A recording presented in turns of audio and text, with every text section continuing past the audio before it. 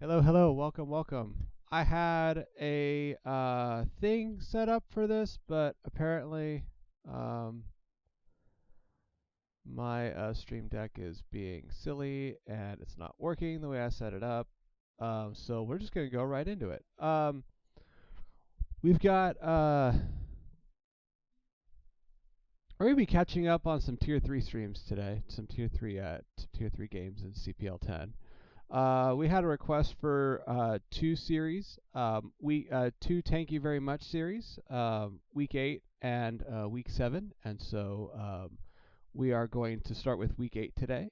I'm starting a little bit earlier because it's going to be kind of a long one, but we're just getting all the reps and everything in order, and we will get started. So please make yourself comfortable. This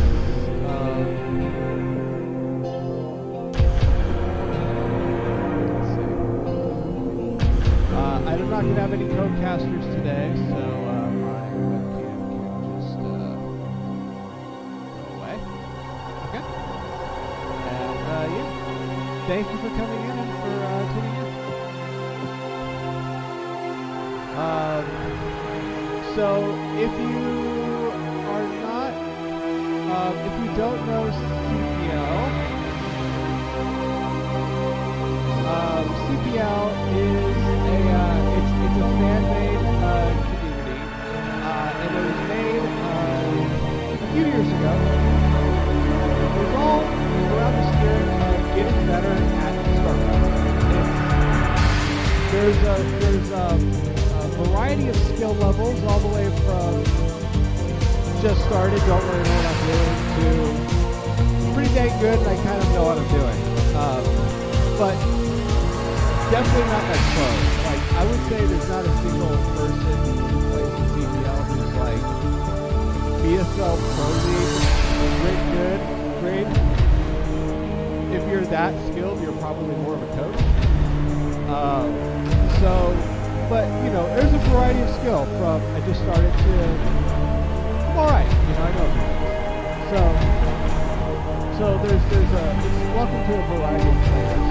I am myself not particularly well skilled, or like I would say I'm not tier 0 skilled, knowledge and versed, but so you're not going to see me cast any tier 0 games, but I am definitely a tier 3, and I definitely understand the basics.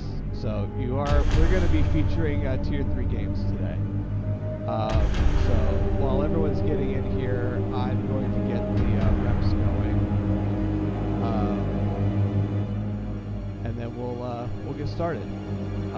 I've not seen these. I've been busy and sick. I have no idea what we're in for. I just know that these were requested, so they're anticipated games. And this season we haven't gotten a lot of tier 3. So I'm trying to represent tier 3 a little bit more. Come on. So anyway, so we're gonna be here going over some things. I'm looking at the players today, and there's a lot of players I respect. And there's a few players I don't know. So, this should be fun. This should be a fun series.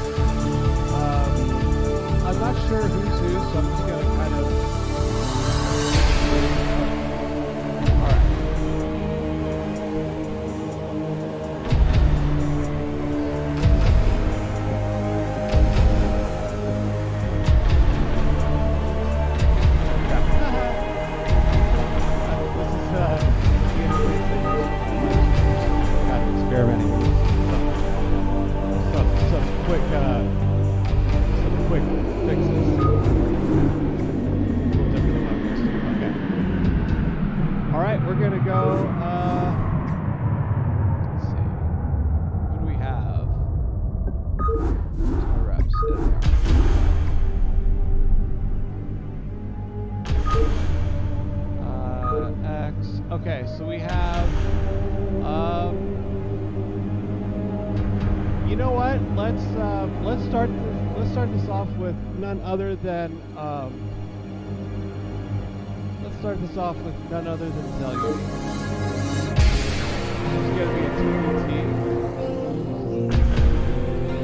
All right, here we go. So the maps this week are going to be Invader and Dark Origin, and I believe the tiebreaker of Retro. That's right. Okay, so the tiebreaker is Retro. So we're going to start off with Death-Defy and Zell Uneec. TBT.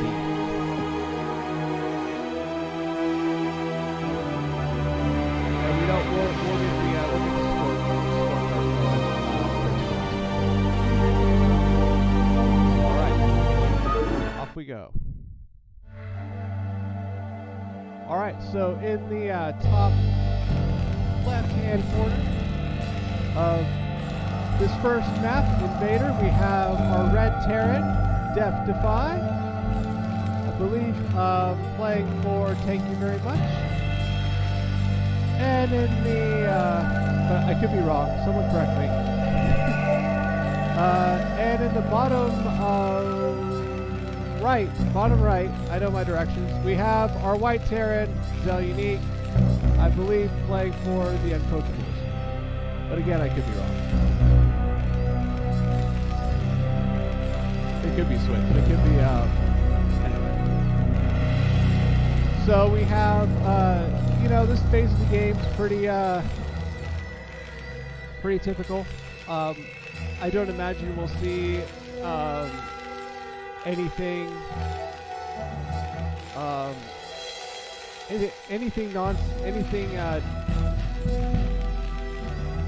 any deviation until probably about 16 supply, I would guess. So we're going supply depot first. Looks like Zell is definitely ahead on worker production, which is always good to see. Always good to see that basic fundamental constant worker production. We have although we do have a very early, I spoke to you, we have a very early we have a pretty standard forward barracks coming out of Zell, followed by a gas. The fact that Death-Defy seems to be cutting SCVs here and already going for a 9 racks is very, very interesting. I do hope we'll see some early Marines coming or something. We have gas coming on 12 for Death-Defy.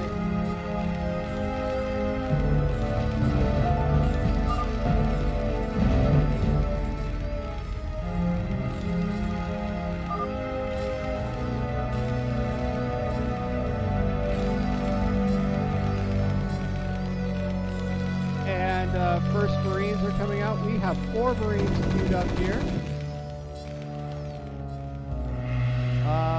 Looks like, yeah, Zell Uneec just starting off with 2 Marines. I would guess probably an expansion is coming up, maybe a bunker expansion is coming up soon. This is nice. I hope to see more Marines. This looks like a nice non-standard person.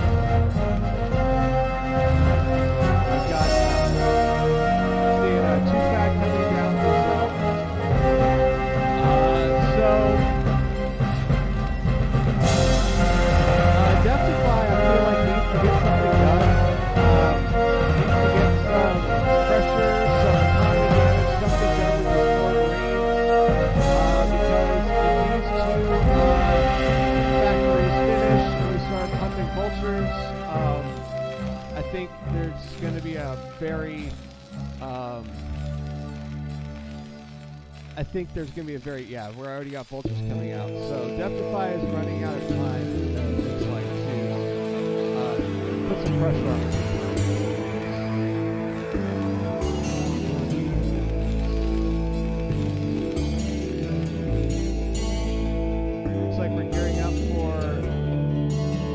Oh, it looks like we're getting up for a CC before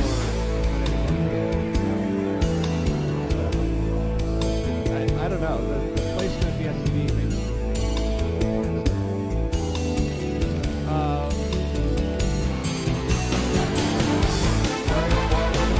I'm going to guess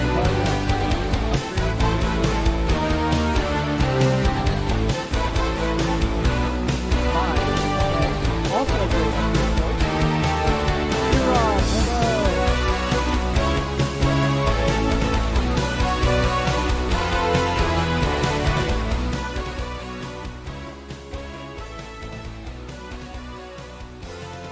Is that better? Let's bring it down a little bit more. There we go. Okay. So it looks like. Whoa! Why did my screen go black? All right. So it looks like Erob is massing up Marines here, which is not entirely bad, but I feel like these vultures are going to start being a threat with their spider mines. Looks like that upgrade just finished, so I take that back. These Marines are not going to do anything. They're not going to be scary at all. Just one good mine connection. It looks like we're going now into 3-fact vulture. So yeah, I feel like this is kind of not looking good for our red Terran here. This is almost looking like we were trying to do an early aggression thing and we lost our timing. But let's see how this plays out. You know, a lot can still happen, and this number of Marines is not weak, so we'll see how this plays out. I do like that we're getting a tank follow-up. We're skipping vulture and going straight into tank, which is nice. The TVTs that I've seen, it usually boils down to who gets the tank first. So maybe Def Defy can actually salvage this game here. We've got mines coming down at the bottom of the ramp here. Gonna make a move out very punishing. Nice, just peppering this whole area with mines.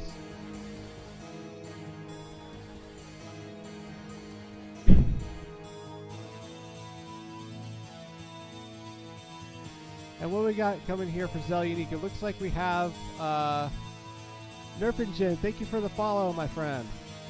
We have, it looks like we're just, okay, we got our tanks coming in now. Okay, and we got an expansion down. So we got a really, really, really strong contain here. But we have siege mode done for the Red Terran. Definitely going to be able to clear out vultures here, but I don't know what these are going to do about the mines without detection. We need an eBay or we need a ComSat, I think, in order to really do something here. Otherwise, we're just going to be contained on one base. So I'm still liking the position for the White Terran here. And there they go.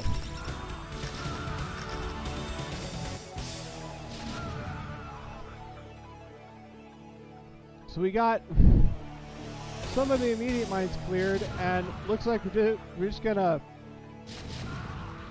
free up our supply here with the Marines. We're kind of forced to take a defensive position, but I don't know how much longer we got this. We have 60 supply to 32, 30 workers to 18, and we have a really just a nice contain here from the Terran.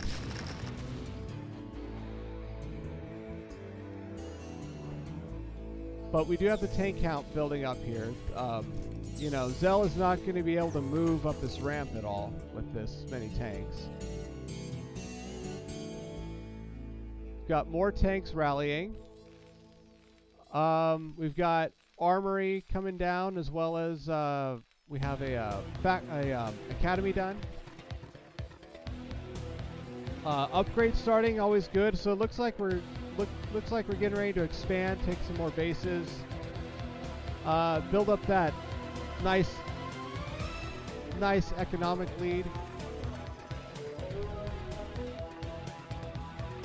Another armory coming down, very nice from the White Terran here.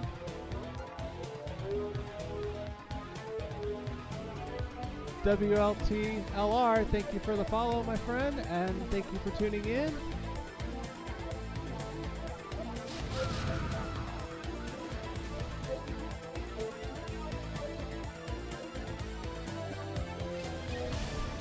You know, it's like at this point, I think to keep up in worker production, you really need this natural base. So the longer the Terran keeps this contained up, and I mean, look at these mines. We have no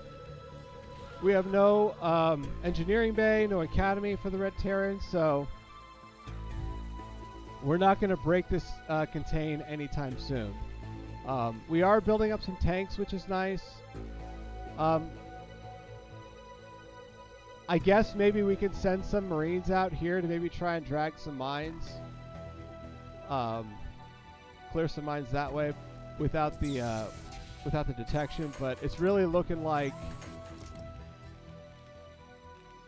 a strong position here with the double expand from the White Terran here. I am probably expecting to see some more armories go down soon with this economy. I mean, sorry, factories. See some more factories go down. I've been playing too much Stormgate. You have to pardon the have to pardon all the slip-ups tonight.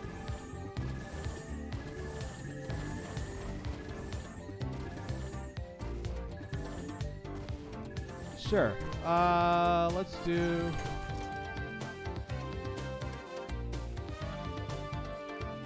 Let's hold it here. Just our audio.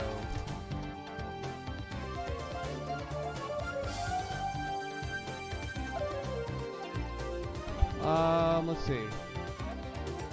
1, 2, 3, 1, 2, 3, 1, 2, 3. How's this? This is probably a little bit better.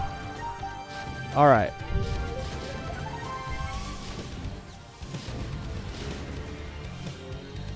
So yeah, with every anything the Red Terran sends down this ramp is just going to either get blown up by mines or blown up by tanks. This is a pretty authoritative hold here. Let's see. Yeah, so it looks like I kind of feel like this is looking very much like game, but just because we don't have any detection and we don't have any way to deal with the mines except to suicide our Marines out. But you know, we do have a starport coming down.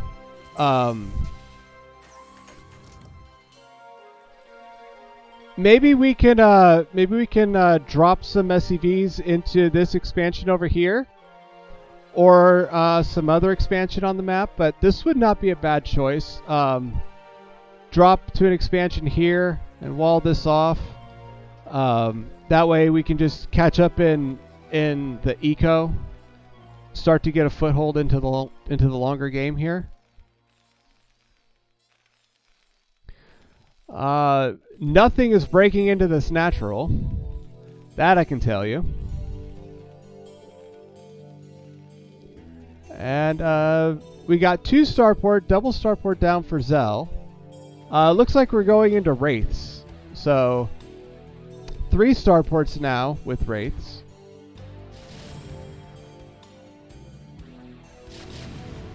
Two dropships and a science facility finishing up for the Red Terran, so it looks like we are going for drops. Probably wouldn't be a bad idea to build some vultures, put them in a dropship, and drop them in here. Try and level out this economy.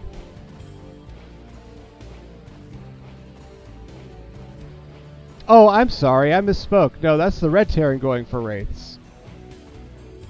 Zell is going for drops. Okay. My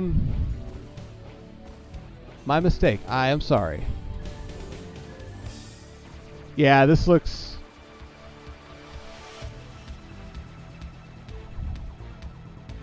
I guess maybe are we going to go for the White Terran? Are we going to go for some kind of vulture tank drop and just really end the game here. This is a lot of tanks. I mean, as rough as this contain is, this is a lot.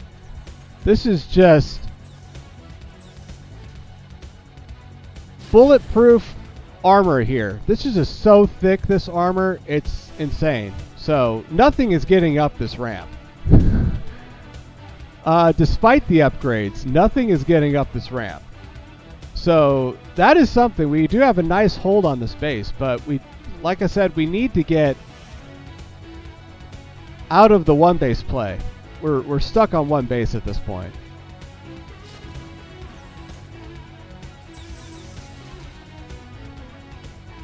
And honestly, I kind of feel like as Terran, we could just stop at 4. We have such a lead this whole game. Look at 128 supply to 58 supply. And we just still have more units. That's, I mean, that...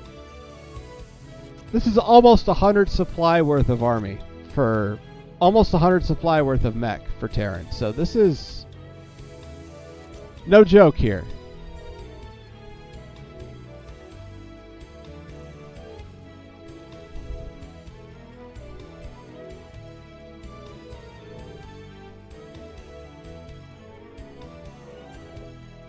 Yeah, so I see the drop. Okay, I see. Yeah, we're loading up tanks and Goliaths in here. It looks like we're gonna try and drop over this. Probably, maybe even like drop here and just try and deal a killing blow to this base. That's kind of what I'm feeling from this.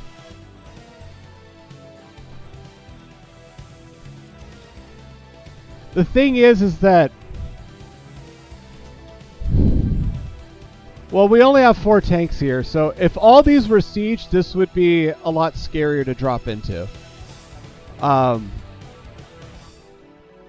Any tanks that you have siege, they're gonna blow up whatever lands right off the bat here. So, but you know, should be, I think, minimal losses on Zell's part with this. But we do not want to build near these wraiths, though. That will just totally shut this idea down.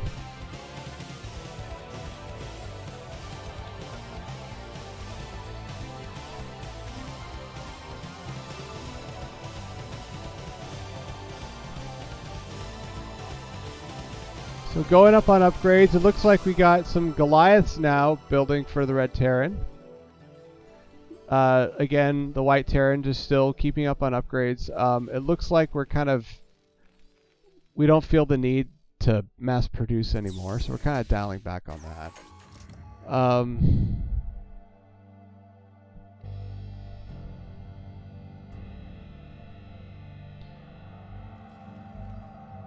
We got vultures. These Goliaths have just been here just bugging out for like the past, what, 5 minutes. Pretty funny.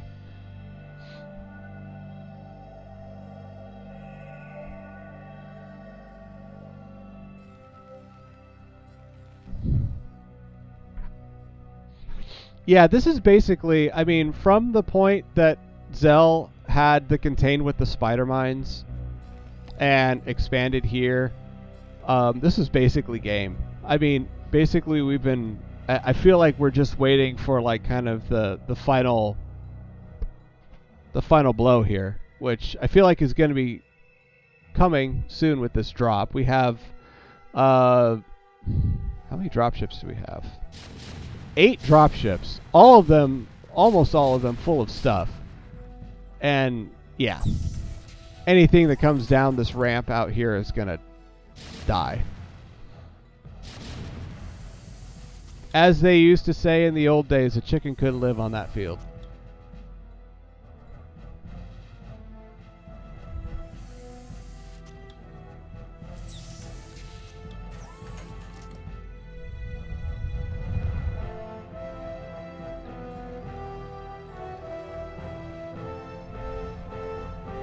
We got more Goliaths trying to be inbound.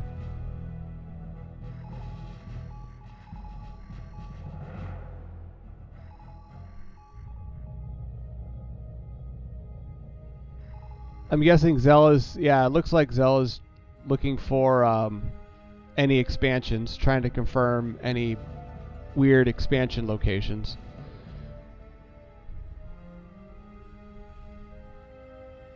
And meanwhile, we stopped producing Goliaths. That's unfortunate. Oh, okay.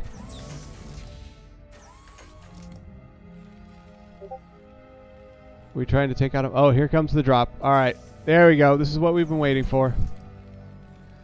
So this is gonna drop right here in the production. This already feeble economy is just decimated, and totally avoiding all the tanks on this end of the map. That's unfortunate. Yeah, getting contained on one base and trying to make something happen is absolutely rough.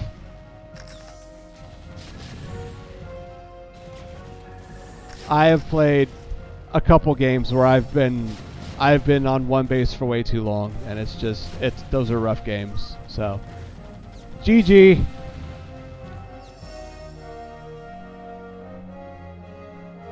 Wow. Okay. Very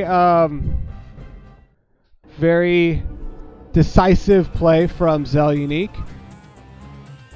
taking the series 1-0. Nice lead in the beginning there. I feel like that game, I thought the idea with building a Rax really early and making Marines was interesting, and I think that if any of those Marines got out on the map and tried to put some early pressure on, that could have been a very different game. So we're going to go into... well done from both players. I've played Uneec a lot last season, and so I'm always happy to see Uneec improving. This is Game 2 we're going into here on Dark Origin.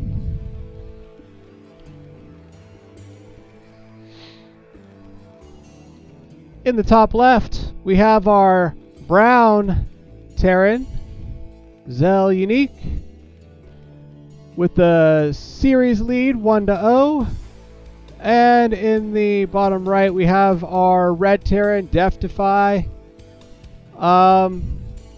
We'll see if we can, if Deftify can pull out a win here this game. Like I said, there was a very interesting potential play with early Marine pressure. And I think another thing that game, if we'd just got ComSat, just got an Academy, built ComSat, and scanned for mines, that would have been the way to come back from that contain, I really feel like. We definitely had the tank count from the Red Terran to actually do something if we could see what was out there. So, both players didn't play a bad game at all. And very interested to see what develops here. Looks like we're going right into... looks like this might have been maybe an 8-9 depot.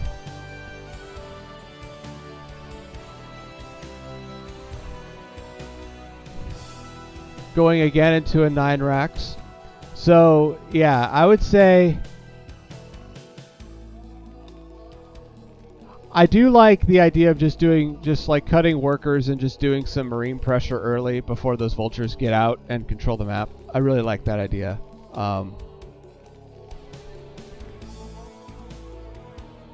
Forward racks, gas.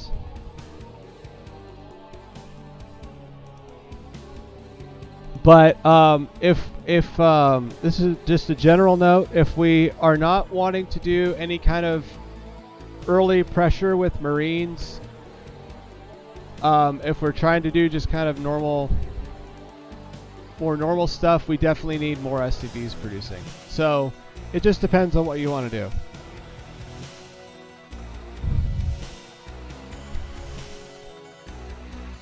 Got the scout coming out at, looks like that was probably sent out at 13. 2 Marines.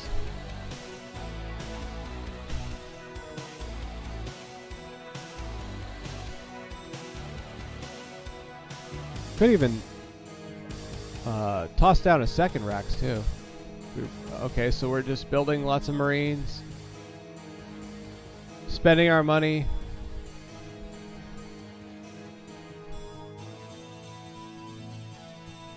We got a 20 factory for Zell Uneec. It looks like we're going to be lifting off the barracks to scout.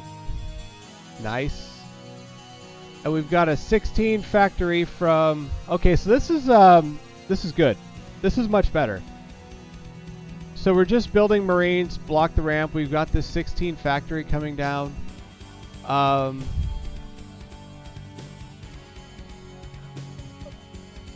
I feel like if this is the build we're going for, though, we definitely want more SCVs building. We want constant, you know,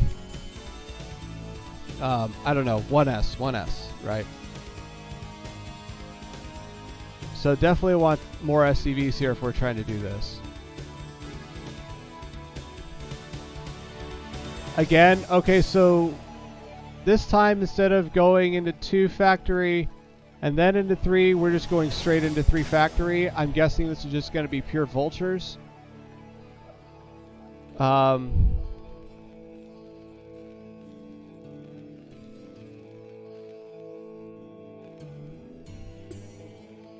We got a second factory coming down here for the Red Terran. Very nice.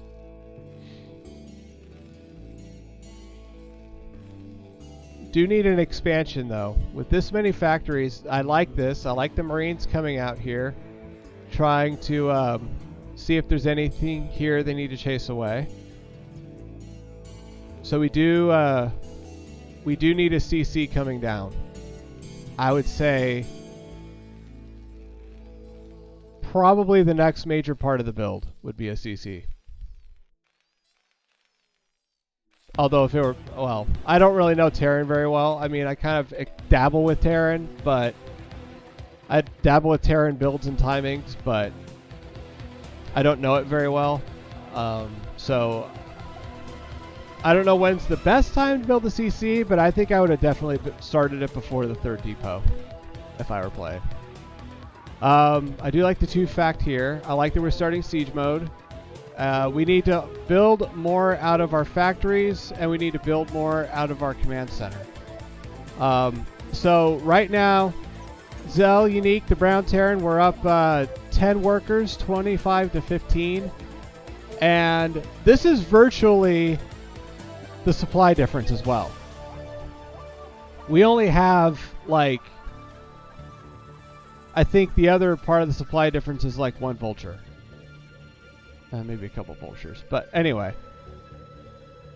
we have about a 20 supply difference, and about half of that is workers. So we definitely need more workers. And we definitely need to work on taking an expansion, although I guess if you're not sure what's coming, this is okay. But we also need to scout more.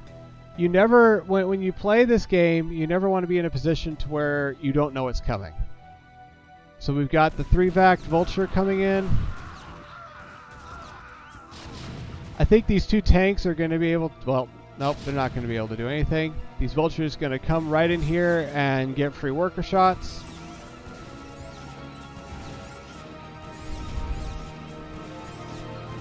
I know for a fact Zell Uneec has played CPL for at least 1 season. I wonder if this isn't Death-Defy's first season, so you know, this is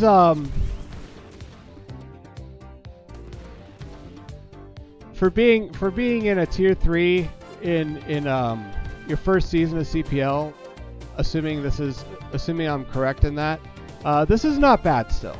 It just really, we just need to fine-tune our macro. God, I can't talk. We need to fine-tune our macro, right? We need to constantly be building workers so we're not falling behind in economy, and we need to build more out of our factories. So, but those two things, once you learn how to use control groups, once you get comfortable with that, those two things are really easy.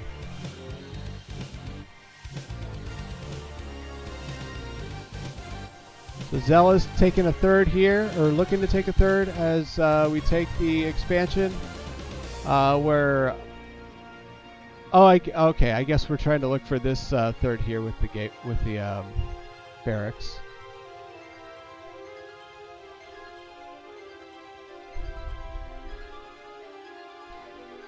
And yeah, so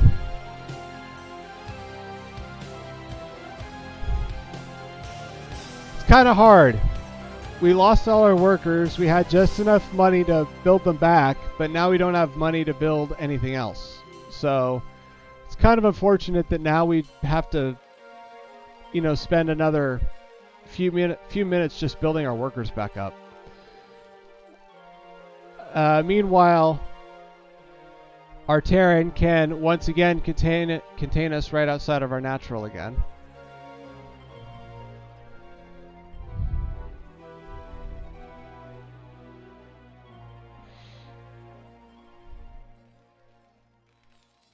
Very okay,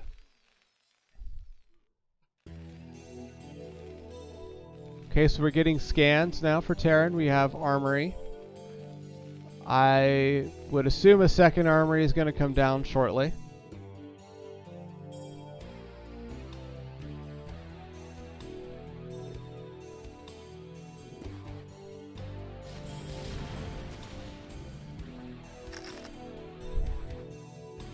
Once again, getting those mines out.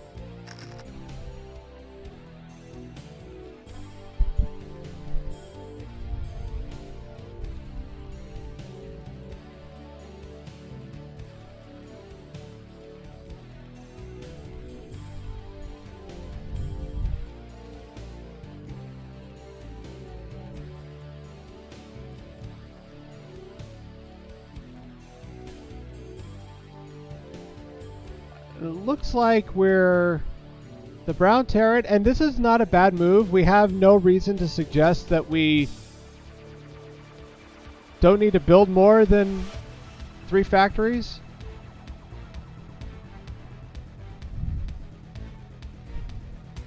We have a starport here for the red Terran. A dropship would be really handy.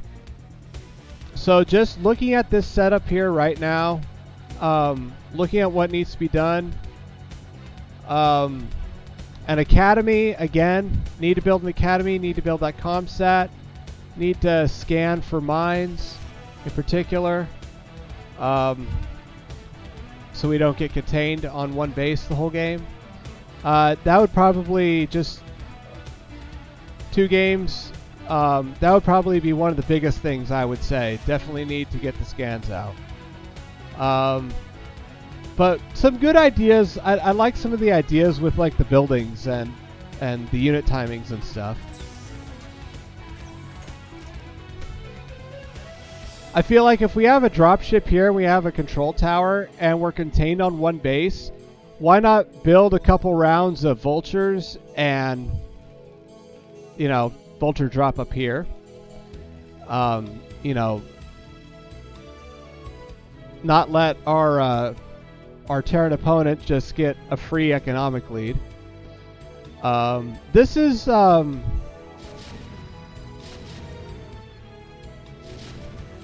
good defensive posture if you're worried about anything coming up the ramp. The problem is trying to balance defense, a good solid defensive posture, and also a strong economy, right? And there's going to be a point where if you get this expansion down here, you're going to now want to move all these tanks like here. So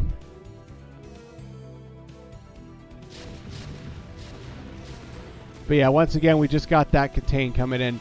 And I will say this, because I have in the Protoss discussion on CPL, Dark Origin, Neo Dark Origin has come up recently, and for a different matchup that's also very contain heavy, This map is particularly brutal if your opponent gets a contain on you past these bridges. It's particularly brutal on this map, I feel like. So this is a tough spot.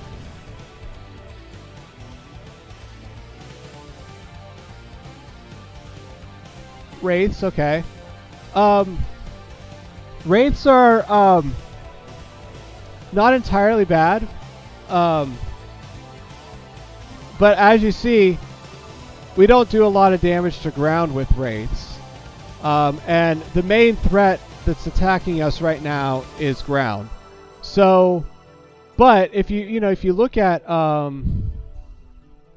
what a Wraith does, right? 8 damage. You look at the health of a worker. You can get what? Get a few Wraiths and you can actually harass these things. So, I mean, 4 Wraiths, that's 30 damage. 4 Wraiths will 2-shot this. So, they aren't without their uses. And again, this is not a bad unit necessarily to get. It's just all in how you use it. Like, I think if we got 4 Wraiths and we went up here and just started sniping SCVs, that would be great. Just pick them off, man.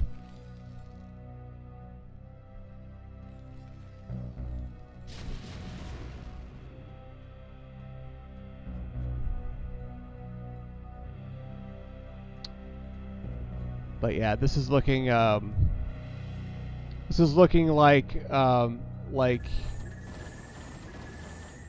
it's GG and we're waiting for the killing blow again. We've got a forward oh my god. Wow.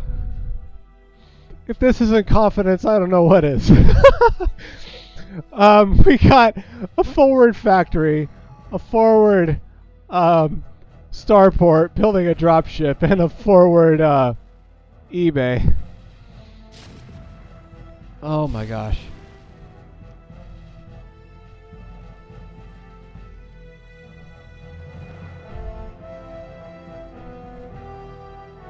So yeah, this is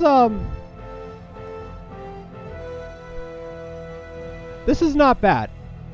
Like the things that I'm seeing that could be done better here that can make this game go a little better. I don't know if you'll win, but it'll go a little better. They're very easy to fix.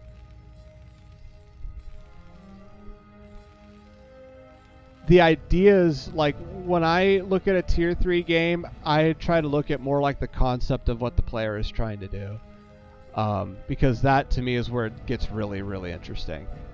And so I like the concept of building wraiths when you're contained.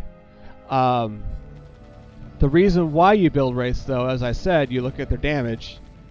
You can just walk up in here and snipe workers. We have no turrets up in this base at all. We have minimal Goliaths. And wraiths are a lot more mobile. So, like, let's say you're sniping workers here, you get scanned, you got Goliaths coming, just pull them out, move over here. Goliaths move very clunky. You're going to be able to get a few more worker kills over here before you're going to get any Goliaths on you. And once they show up, just move them over here. Like literally just send the Goliaths on a goose chase. So here we go. Nice. We got wraiths coming up in here. Nice. We have cloak on them? Nope. Yeah, we don't want to go for structures. Again, we don't do a lot of damage, so we don't want to go for structures.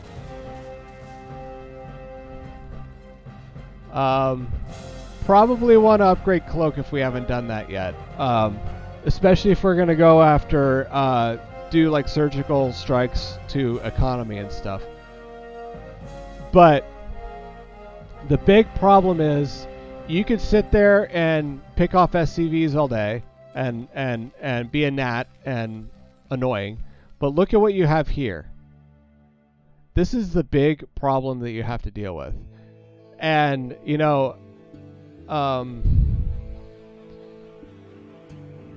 if we did any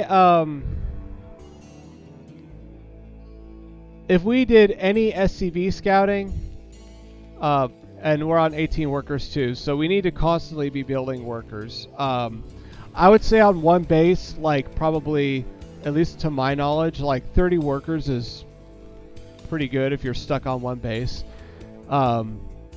It's also like kind of like the baseline for two bases is about 30 workers. You know, so we need to have, I would say, at least 12 more workers.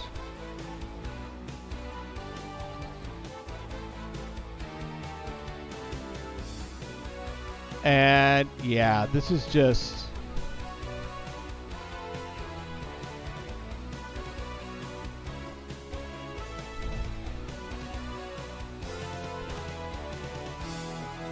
I wonder, it's like, because this just feels like it's game again. Just, you know, low worker count, low tank count, floating lots of resources, not building more factories, not getting anything done with rates, unfortunately, and 150 to 50, you know. So it's like it kind of, it's very unfortunate to lose a game this way, I know. But, oh, there it is. There's the drop we were waiting for. Yeah. Just kind of, again, just waiting for the killing blow.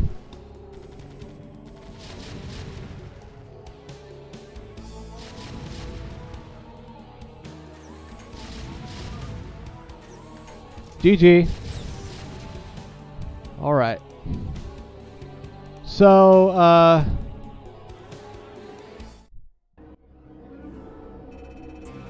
so that was, you know what though? Like, if this is your first season and you're a new player, and like, I know, like I said again, Zell Uneec was new last season. So, CPL is all about learning the game and improving, right? So that was Zell versus Def TVT 2-0. Okay, first series out of the way, on to the next series. All right, so yeah, you know, like I've played against him countless times last season, and you know, you'll get there. You'll get there. And I'm sure, I hope someone is taking the time to coach Def on the basics.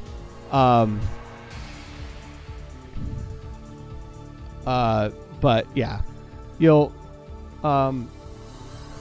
once you have a coach that gives you some direction to work on, you'll get there. It's just practice.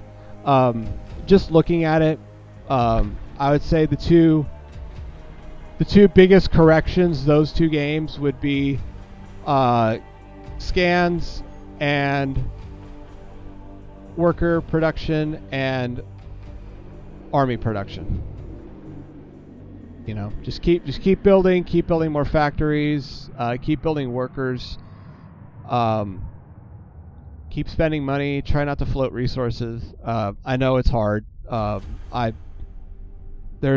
terrible at multitasking, and there's games where I still float tons of resources, so it's hard. But once you start, I feel like once you start using control groups, all of that becomes really, really easy. It's just all, you know, like I said, for command center, it's just 1S, 1S, 1S. Just keep doing that. So you'll get there. Very, very good, very solid games from Zell. I like that he had a build he was going for both games, and he really cleaned it up and refined it to where it's something he can do consistently. And you know what? It's your first season, man. You know, you have a lot of the concepts of the units you want to get and stuff. You have some interesting concepts of units you want to get and stuff, which I like. Okay. Let's see. Let's go to two players that I have.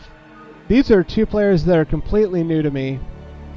And it's a ZVP, so I can definitely comment on this.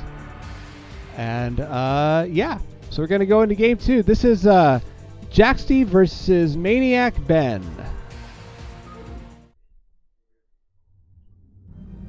All right.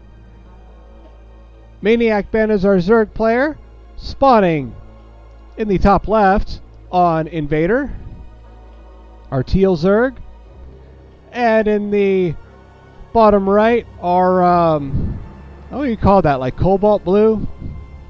It's a very interesting shade of blue, kind of metallic, kind of light. Anyway. Oh, sorry. Thank you. All right. Our blue Protoss, Jaxty. And our teal Zerg in the top left. All right.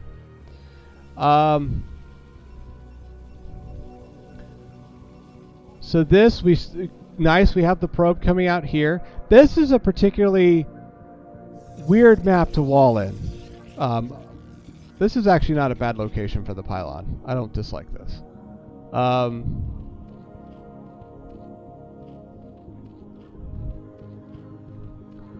So Zerg, we should be seeing...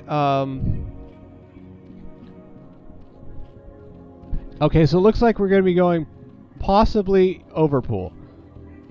Like if I had to look at this, and I had to look at this Overlord timing, that's what I would think.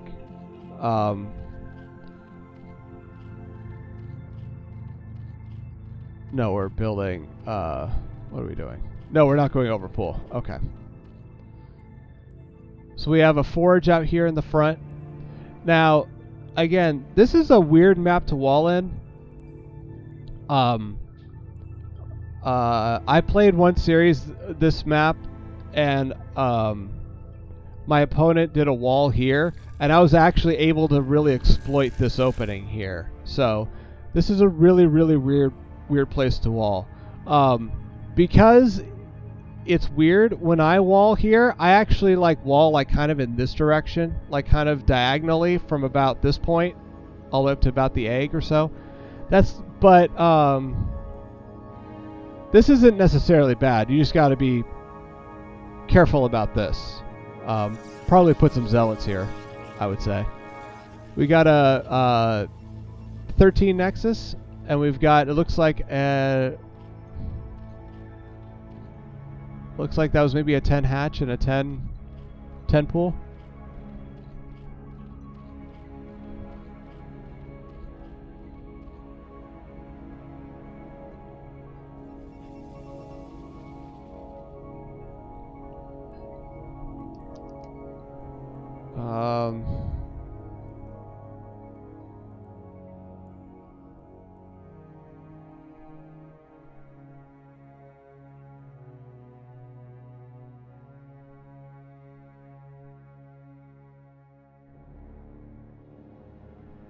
All right.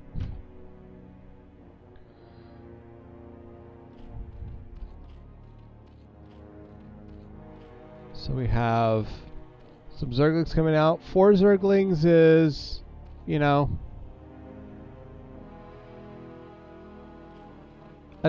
like it's a nice safe number, but it's also kind of a low enough number that as Protoss, you're not worried about it.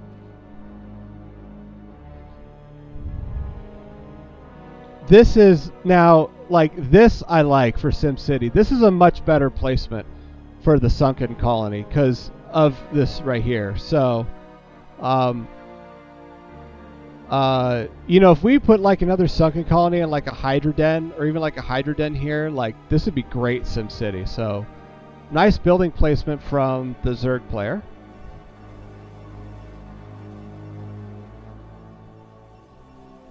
We have 6 Zerglings coming in and no cannon. This is unfortunate. But we do have zealots.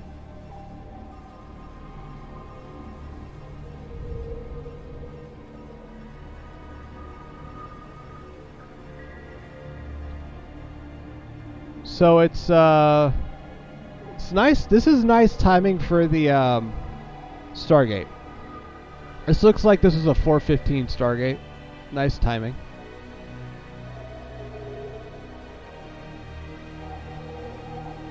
Yay, good, nice, okay. This is good. I like this here. The cannon placement and blocking the ramp here, so exactly what this was missing.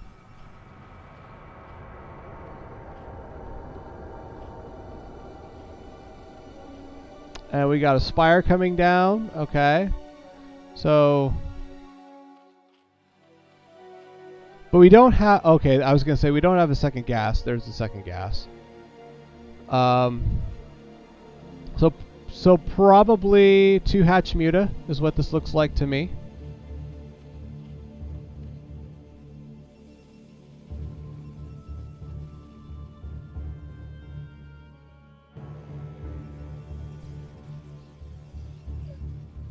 And nice Corsair. Send this right up to there. Right up, send it right up here. You need to see the spire. There you go. Alright.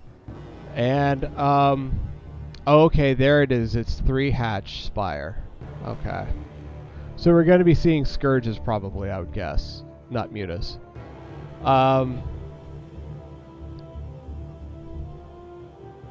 And 2 gateways coming down, plus a citadel. Probably next on our list is probably a archives. Running very close to 6.5 minutes.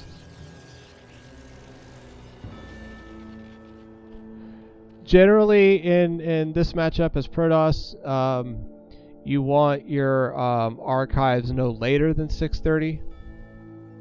And there we go. So it's right about the 11th hour for the archives, but it's out. That's good, and it's not too late.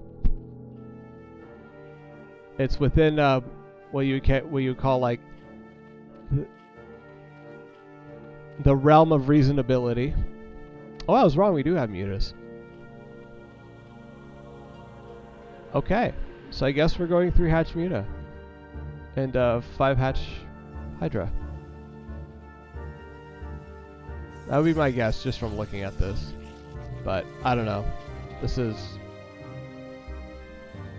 I thought if we saw Corsairs, we were going to see Scourges.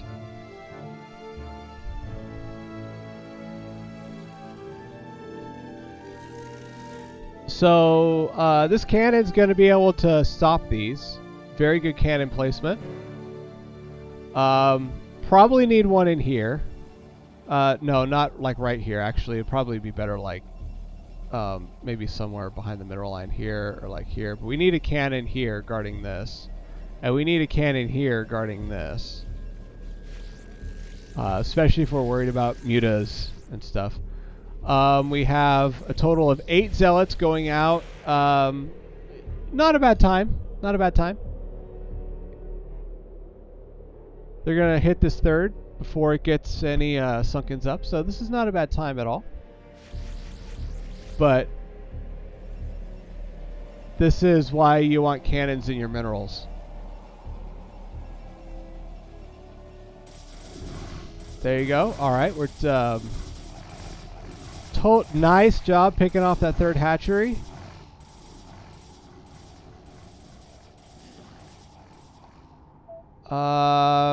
I mean, I guess maybe go in the natural and see what you can do, but or just see what they have. But this many sunkens, and we're building 2 more. And mutas. I would pull back and save your zealots.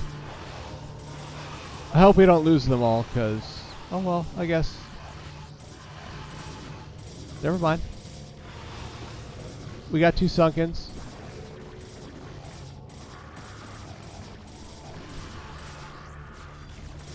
There we go. But now these are done. Plus the mutas. Nice job getting the overlords here. Yeah. Yeah, all is said and done. We lost 2 sunkens here and 8 zealots. So yeah, I would have pulled those back. But that's just from experience. You know, I've played plenty of games where I've done this exact same thing, just trying to, you know, you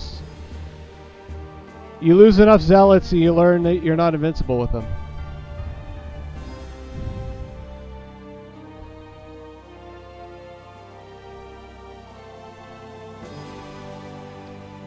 Nice with the Templar. I think that now that we see Hydras out, we probably want to go up to at least 4 cannons here.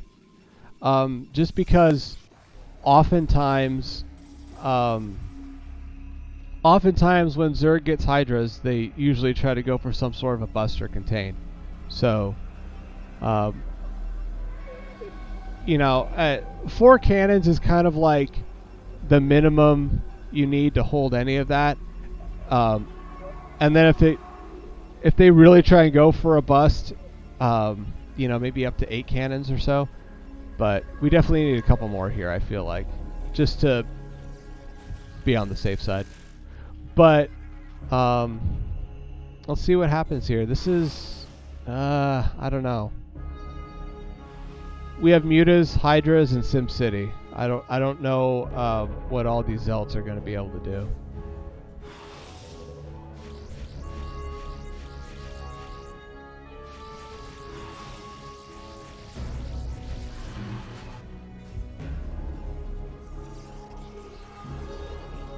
It looks like we got Ling movement coming up and Scourge coming up.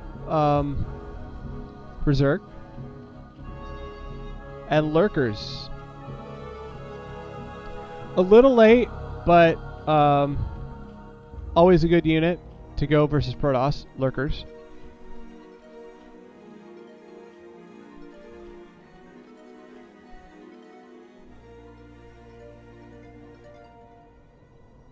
So it looks like we're scouting for our Zerg 3rd base.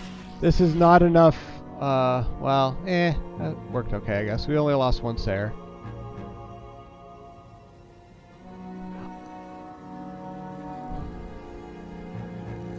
This is actually, the Sayer count now, which is like 2, is pretty good. Like that's a good, just like kind of all-around count.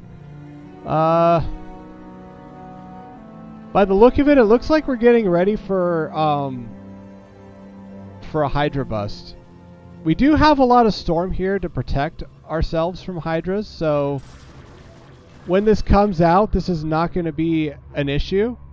But can we break this? Is the big question here. So we've got 4 storms now. There's 2 of them. Nice Hydras there. That was actually really good. I like this. It was almost preemptive. I don't know if that was intentionally preemptive or if it just worked out that way, but that was good.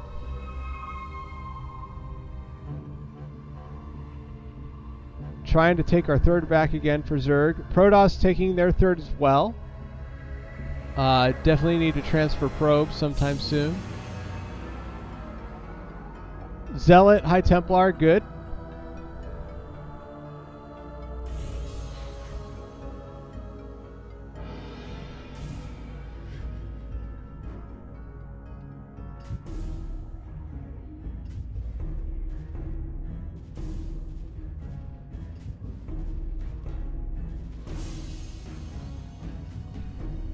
Definitely need to transfer probes though. This is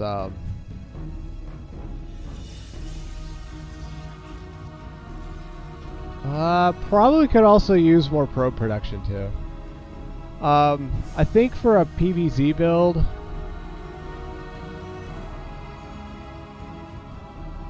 trying to remember how many probes. I do know that 26 is not enough. Especially with 3rd, if we're trying to take a 3rd base, I think just in general, like 50 probes, 10 minutes, 3 base is a good just kind of general goal.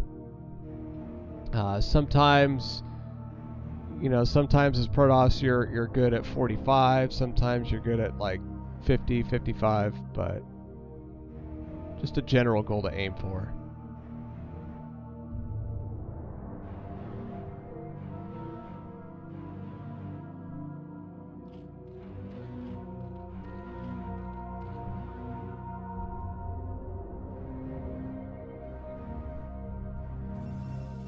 So we finally got goons coming out. And we do have enough energy for more storms. So this is looking to be really good. I would say probably oh no, we have enough zealots here.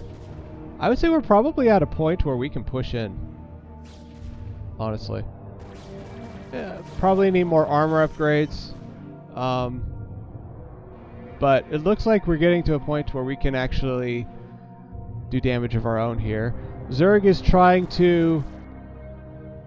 It looks like Zerg is trying to get to this end of the map, because if Zerg can get any kind of contain here with lurkers, it's really hard to deal with. But Protoss army is already on the map and already has obs, so I don't see that happening this game.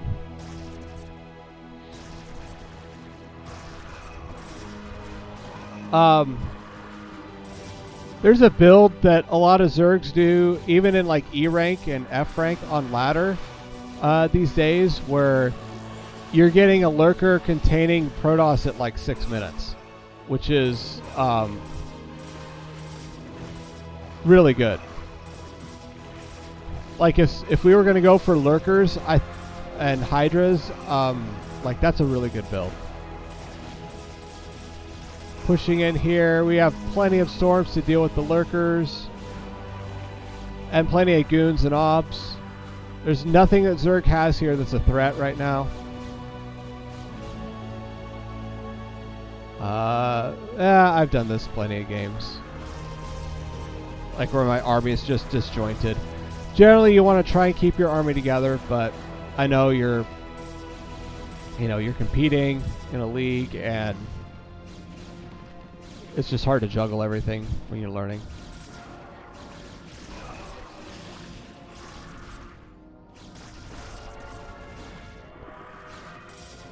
So yeah, this was a nice standard comeback from our Protoss player here. Nice job. All right.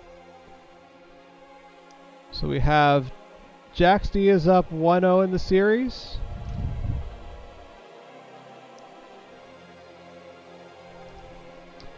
And that's that one. Going on to game 2. All right.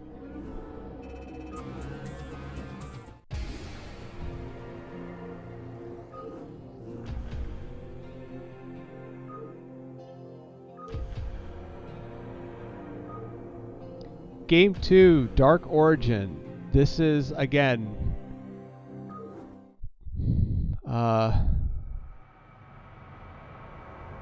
you know, Invader is a hard map to wall in as Protoss. This is a very unforgiving map if you get contained.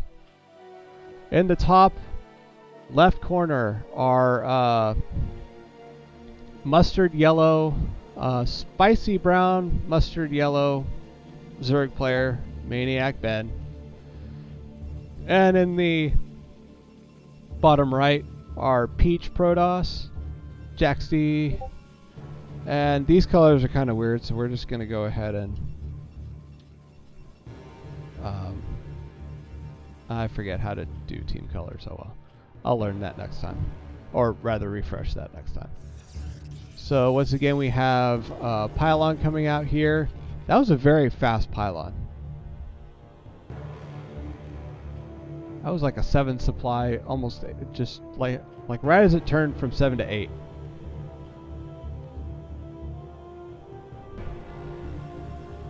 So yeah, I would say as Zerg on this map, if you're playing against Protoss, the play is contain. Absolutely. I mean, you know, generally that's the play of Zerg, but this map in particular is really, really hard to deal with.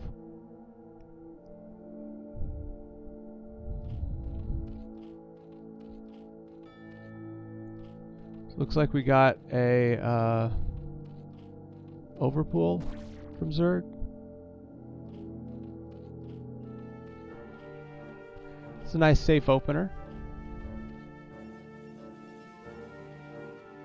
We got a gateway opening from Protoss. Gonna be able to get Zealots out right away.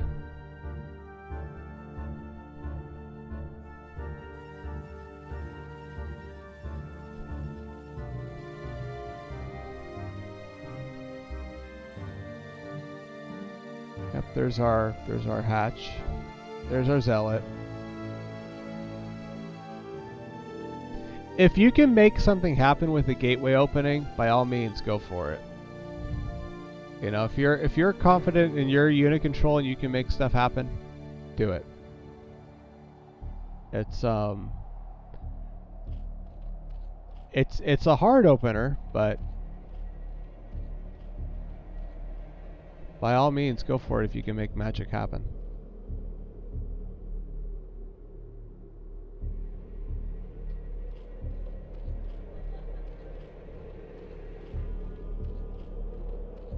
Got our 6 Zerglings coming down. This is oh,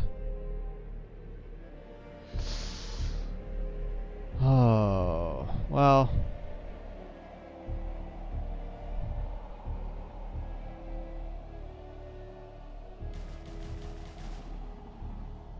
that's unfortunate. Yeah, we need Zealots.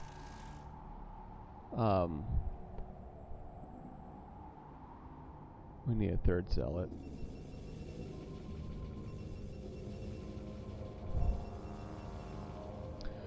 We're going into 3 base. Okay, so this looks like this is probably going to be...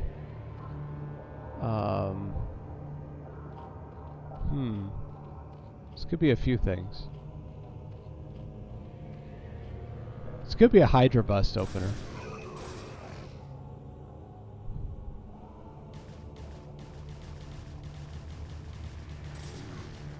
We needed a cannon here. Whenever you open,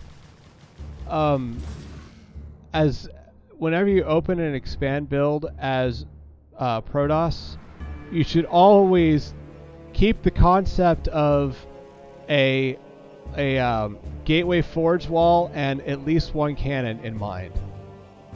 Whether you open forge first, whether you open gateway first, or whether you open nexus first, you should always be in your mind checking off this concept. So we definitely need a cannon here. That's the one thing that's missing. And it was the one thing that was missing last time too. Really late, but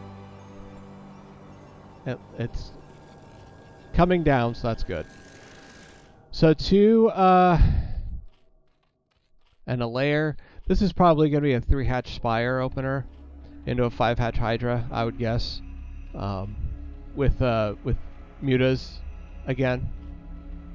It's probably what we're seeing from Zerg here.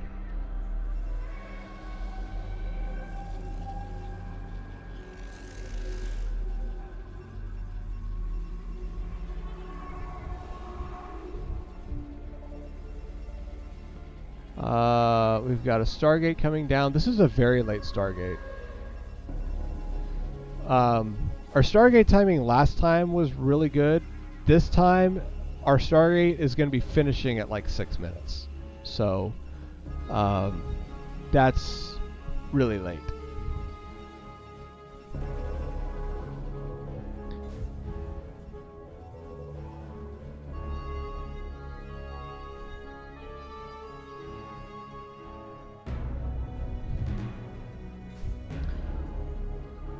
So we're pushing back Zerglings, which is okay, but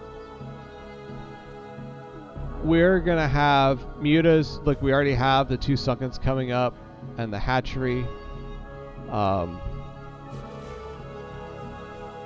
We needed to send this over here, or pull it back. I don't feel like... I mean, this is a good scouting move, but this is really late in the game to try and get any kind of critical damage done with that number of zealots.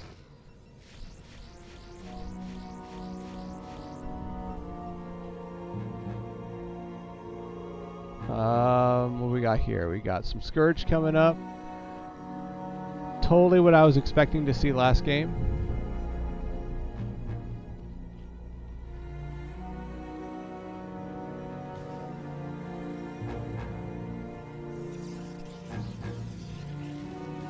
Got some more this is better. I mean, 3 cannons is okay. It's certainly better than 1 or 2. But yeah, you definitely want that foundation of 4 if you're worried about Hydras coming in. Probe production is lacking. We're only on 19 probes at 7 minutes, so definitely want to keep doing, you know, 0p, 9p, 0p, 9p.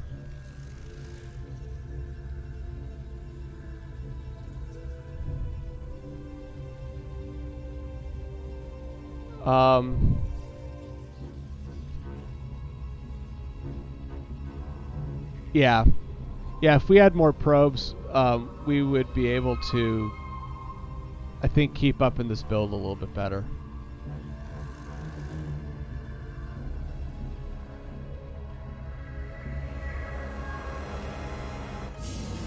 Got it. There's the 5th hatch coming down, so we should be seeing Hydras coming out very, very shortly, just in huge numbers. We've already got missile attacks and coming, and Hydra speed as well. Yeah, so the Hydra numbers should just be escalating any minute now.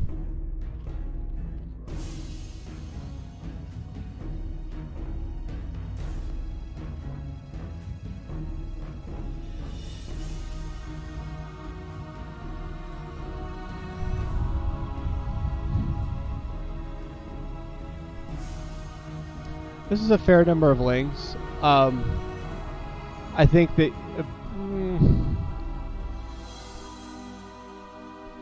I feel like this is kind of overbuilt, but they're also cheap units. It's really hard to overbuild them.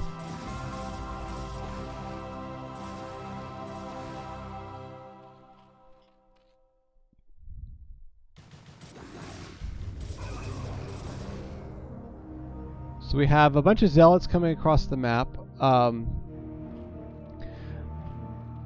If these can get any kind of, like, if we can get some kind of damage done to this 3rd base before these Hydra numbers get out of control, this might be a good move. The problem is, it's really late in the game. With this number of zealots, we wanted to do this move 2 minutes ago. So, yeah, I don't think we're not seeing much get done here as a result.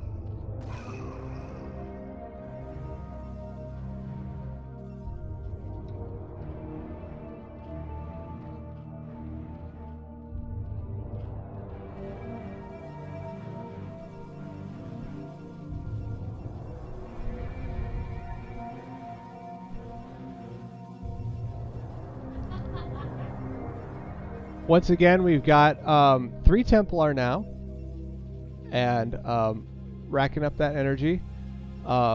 So we do have a good foundation of defending against Hydras, so that is good. But this, this bust is going to hit when we have 3 storms, so we should be able to deflect it.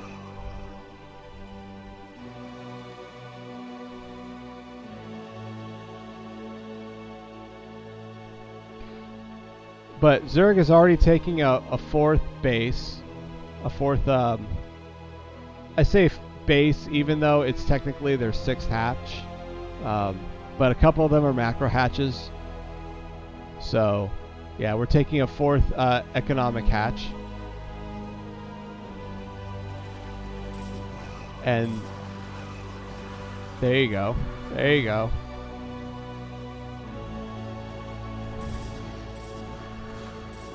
Storm, good unit.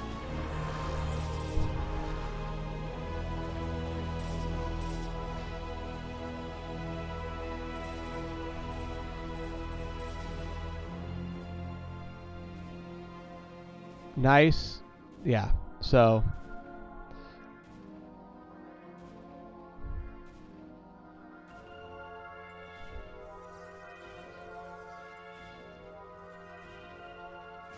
Actually, this is no. I take that back. I think I actually misspoke. I think it was Maniac Ben who was on less workers, which is normal. Zerg should be on less workers.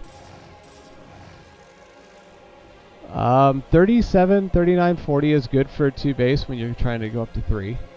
But this third base is wide open, and of course, Hydras have found it. And Zealots have found this 4th base here, so neither player is getting to expand further in their build when they want to.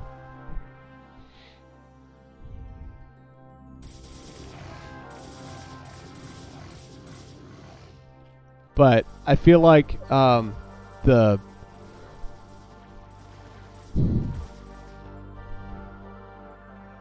Zerg macro engine is just it's already kicked in. And it's like the one it's like the most utilitarian macro unit in the game. And it's just there's threatening numbers of them on the field.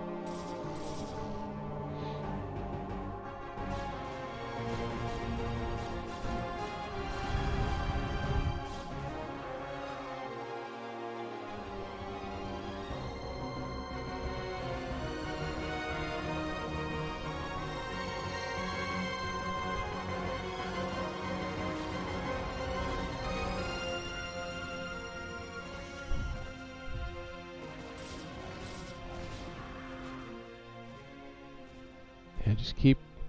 So we've got lurkers coming out, but the obs are also coming out. This is again kind of late for the first lurkers. Generally, like this is just from my experience playing plenty of Zerg players. Like if you're doing like kind of a Hydra build, a 10-minute lurker is a pretty like you usually see lurkers starting to contain you at around 10 minutes. We didn't go for any contain play either of these games of Zerg. I feel like that is I don't want to go so far as to call it a mistake or a miscalculation because I think both players are learning, but that is something we want to add into our repertoire as a Zerg player for sure, is containing with Hydras, because there is a reason why it's pretty universally done across all skill levels of ZVP. It's a really reliable way of not letting Protoss build up. So Protoss is now able to take their third base. When you're Protoss and you have this much ground on the map and you're able to take your third like this and protect it, and you have this much here, you kind of start to power up to the point to where you're going to be unstoppable. Especially if we can deny this third yet again. I think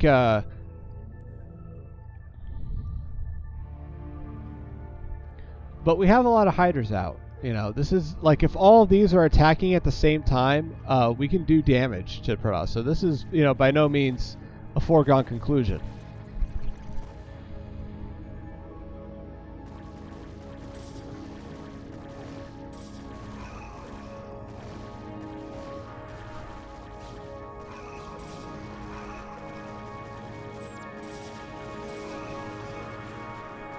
There's Storm.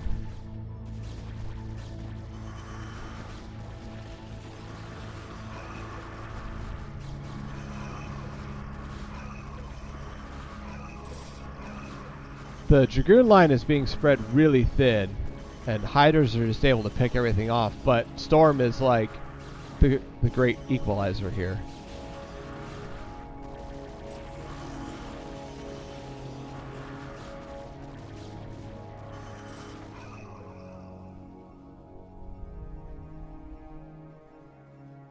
Protoss now trying to go up to 4 bases.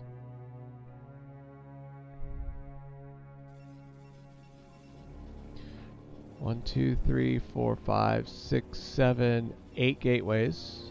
Oh, sorry. We need one more gateway. Still, 7 gateways is pretty good. Pretty good to be building off of. And they're just all pumping out units.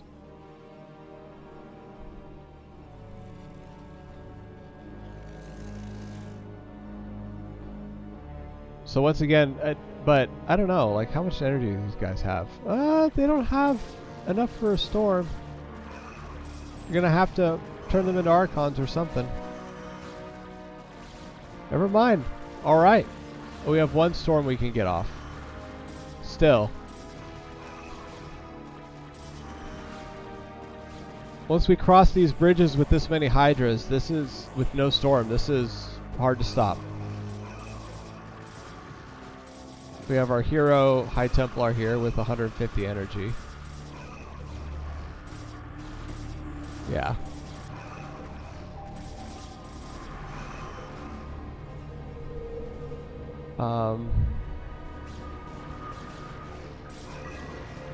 This is good.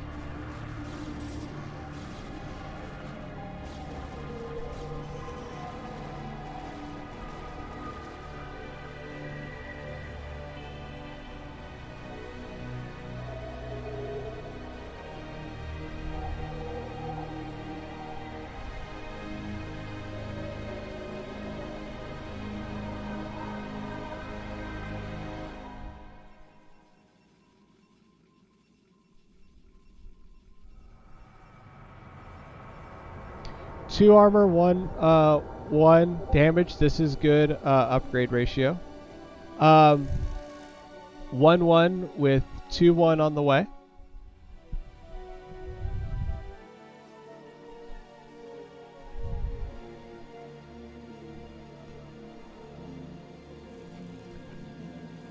Good macro from Jaxty this game.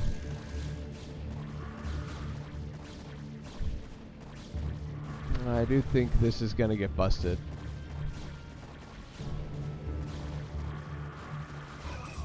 Maybe not. We have our... These High Templars still don't have enough energy. Oh, this guy has some. Oh, never mind. I thought it was 75. I guess maybe it's 50.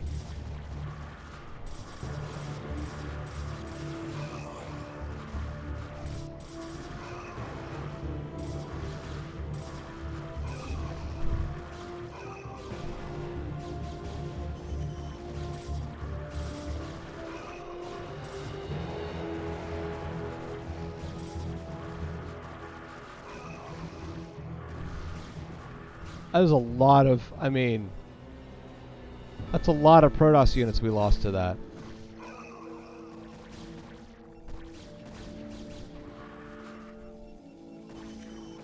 That's why you don't, like, if you can help it when you engage, you definitely don't want your units to engage single file. Because as you saw, that was what, like 7 Hydras, and they just picked every single unit off one by one.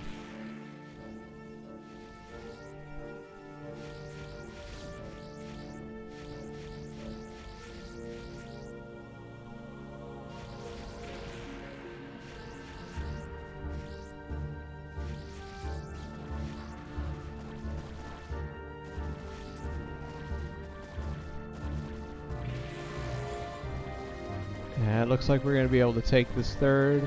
Sorry. Yeah, it's the third. We would take the space away from Protoss here. Once again, it looks like we're going to be able to take the space away from Zerg as well. So we'll be even on bases, but this can literally just walk in and take these two out.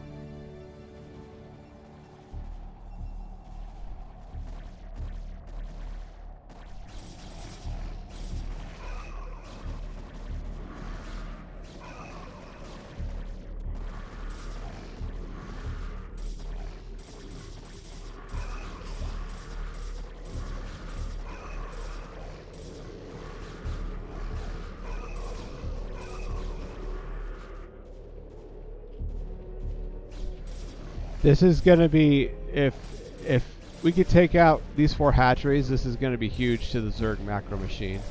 Because Zerg would just be on 3 buildings to produce from. So this is the bulk of Zerg macro right here. So this is a pretty big blow if this can be erased. But, you know, Zerg trying to get value out of this move here as well.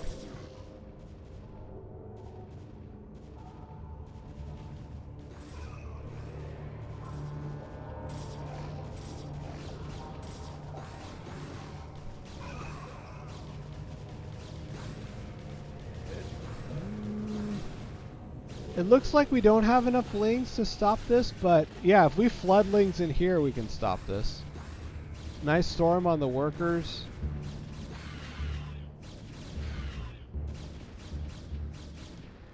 This many goons is not going to survive this many lings, so.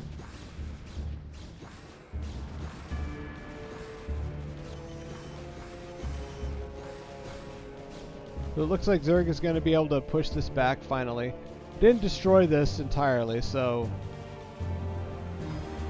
Zerg is still able to field a considerable number of Hydralisks.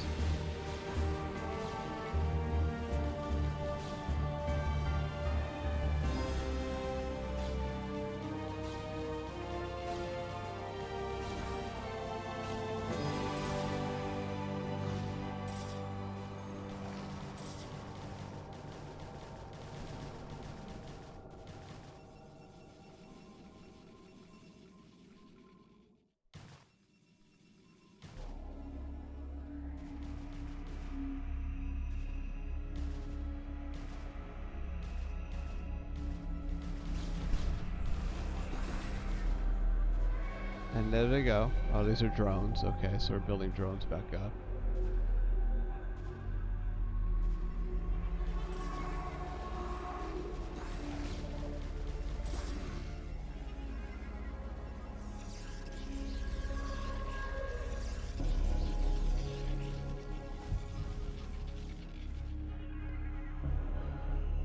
So, looks like for Zerg we opted to drone back up before building Hydras.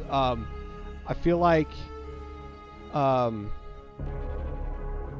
so now we're trying to get that 4th hatchery going.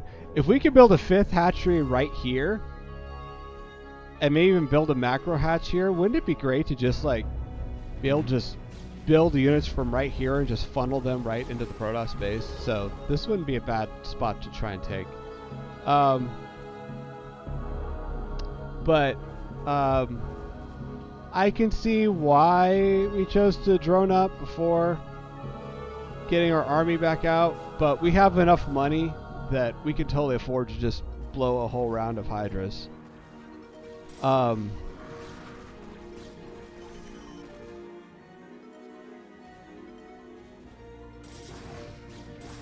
The supplies are both relatively even, and it looks like Protoss has taken a huge economic hit here at their natural. So, and they aren't really mining from their main. So Protoss really is effectively mining from this base right here off of not much. So the economic advantage now goes to the Zerg, but Zerg is pretty mined out in their main. They're pretty mined out here. They're getting pretty close to mined out here, so Zerg is going to need to put, you know, I mean, this would be not a bad spot to take, actually. Zerg is going to need more bases if they want to be ahead in economy. Once again, I think it's what, like the 3rd time this game, this base has gotten erased from the map. We have Hydras and Zerglings just coming all the way down across the field.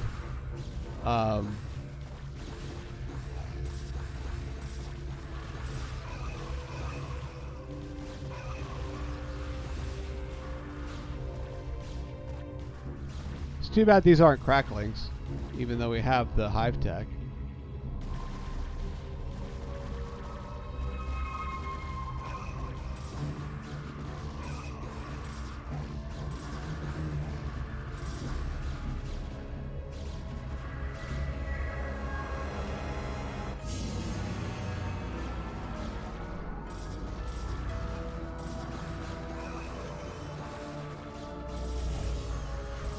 So 2-2 upgrades. Yeah, I don't know.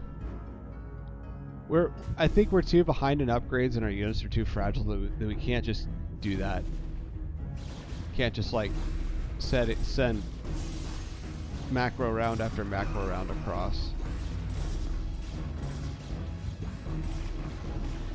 Looks like this third is gonna finally get erased by the look of it. This is enough.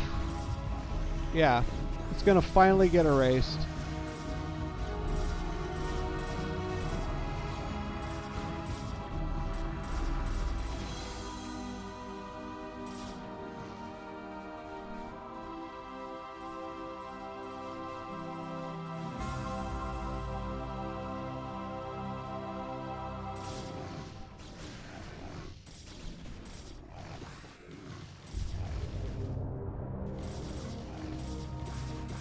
Very slowly get erased. You know, with no units here and no static D, I kind of feel like this is game. You know? Zerg doesn't have a lot of other options economically, and Protoss is controlling the map very well. So I feel like, I mean, yeah, we have this wall here, but we have one sunken and plenty of goons in Storm.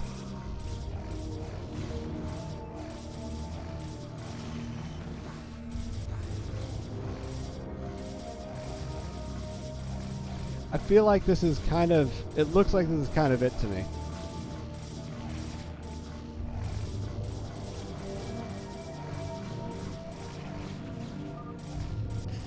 Nice. All right. Well done. GG. 2-0 for Jaxty. You know, he did. He held out. Jaxty held out really well, and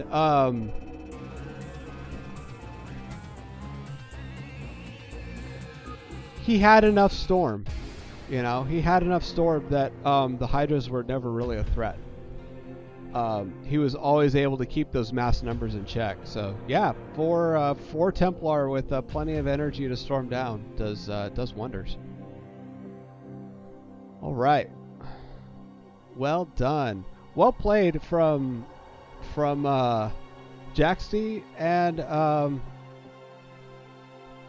Maniac Ben had really good macro that game. I think that Jaxty was able to keep the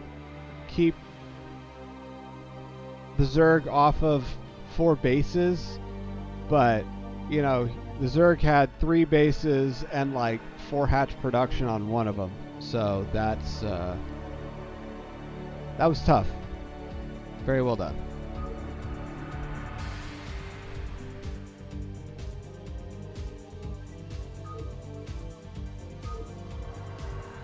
Okay, we have, let's see.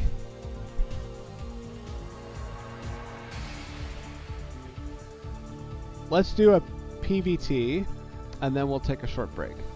And then we have we'll take a few minutes break to get food, and then we'll start our last 2 series. So this one today, this next one is going to be Lamb versus J to the T.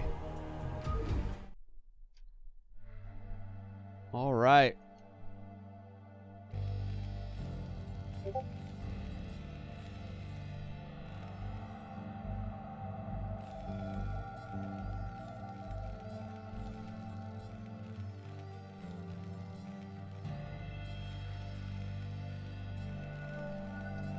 We have a TVP.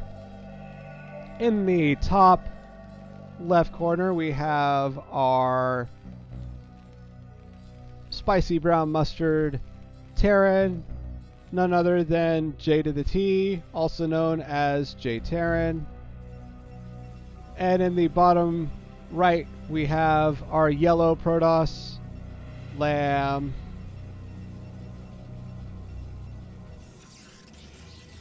There we go. I figured it out. Cool. I'm glad I figured it out for this one because brown mustard versus regular mustard is, yeah. All right. So with the team colors, we have our blue Terran and our red Protoss. And right away we have a scout coming out. This is 8 scout. Are we gonna gas steal? Please tell me. Please tell me, for the love of all that is good in the world, that we are gonna open this up with a gas steal. Yes, we are.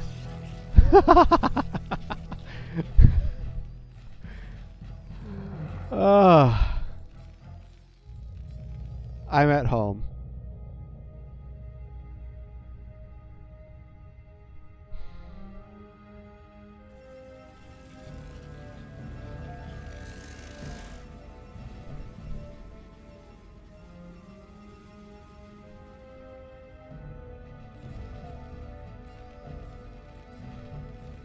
Nice Sim City here.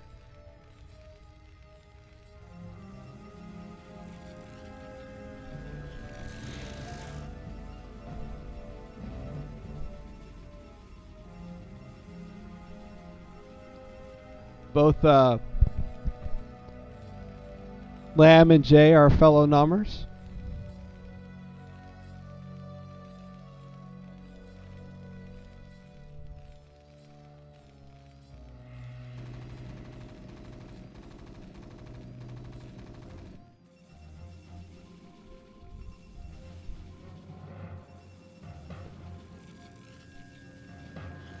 So looks like we're going for a 1 gate expand.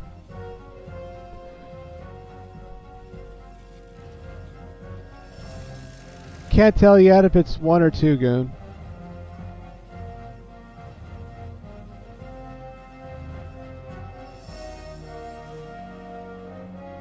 Got the scout killed here.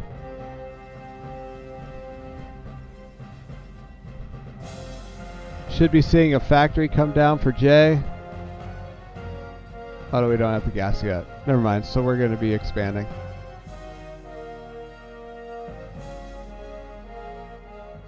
Okay, so it looks like this is a 1 goon expand.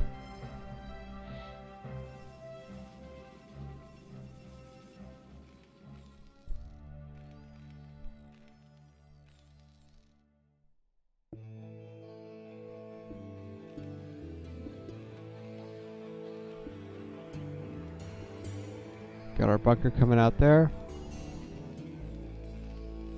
That's our factory.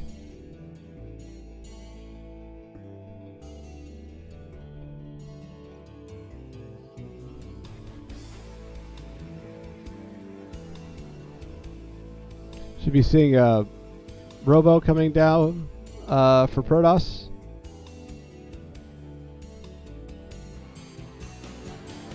If not now, probably at 29.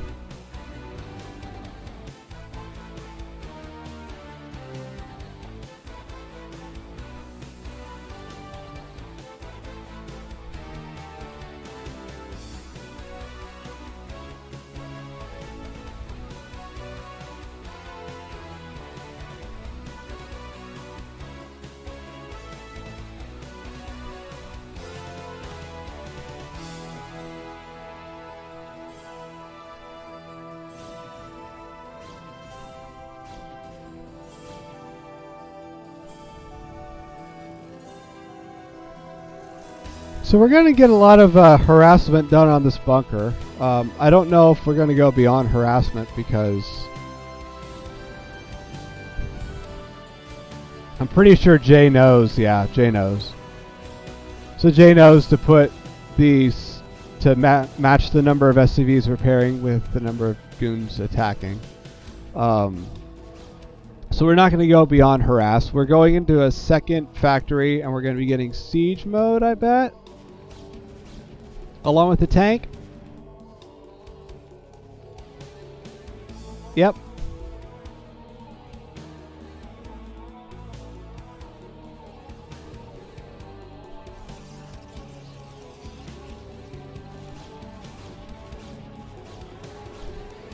Should be getting siege mode.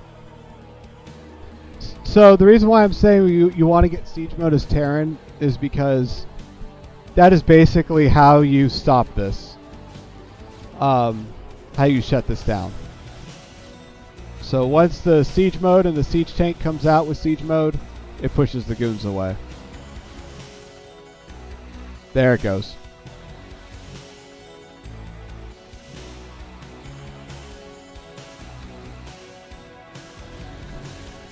So as long as you match the number of SCVs repairing the bunker with the number of goons, you'll never lose the bunker to this.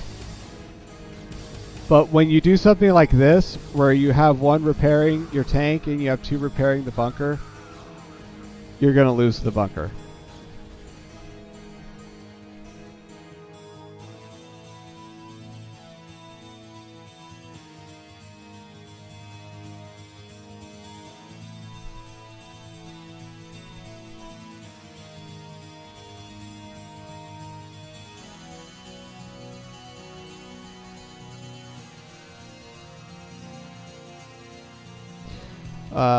If a toss wants to stop being annoying, they stop attacking with one goon. So the bunker gets completely repaired, the SV stop, and then they restart attacking.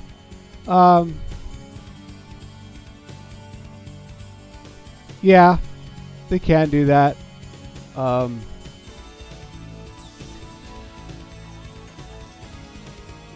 That's very, going to that level is very, micro intensive, because you're also fiddling around with what goons attacking and what's not, and also keeping up with your build. It's multitask intensive as well and micro intensive. So they could do that if they really want to be annoying, but it does require some brain, does require some mental bandwidth. But this is like, this many tanks behind this bunker plus mines, this is basically done. So there's no more harassment. And now that vultures are out on the map, they can totally just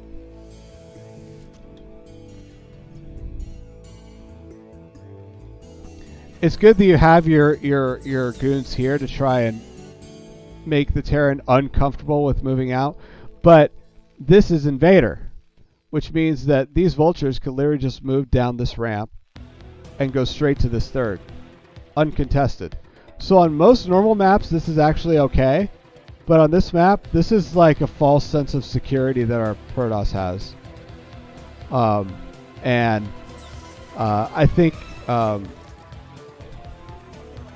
if Jay wanted to, he could just go straight here and start picking off probes. There's only two goons.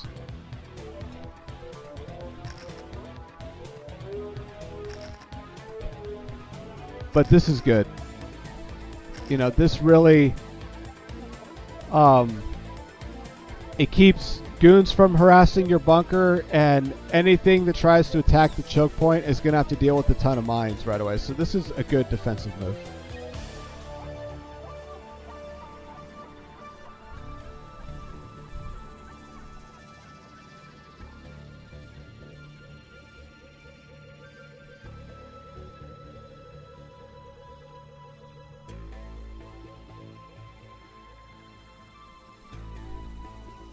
So it looks like we got our obs out, going for Templar.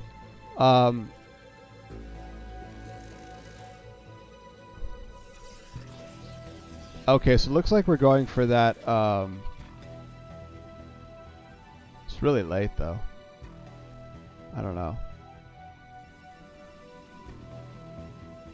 This number of gateways and what we're upgrading, it's okay. There you go. There's the Stargate. I was gonna say it looks like we're trying to go for like some sort of like a timing build, but it's really late for it.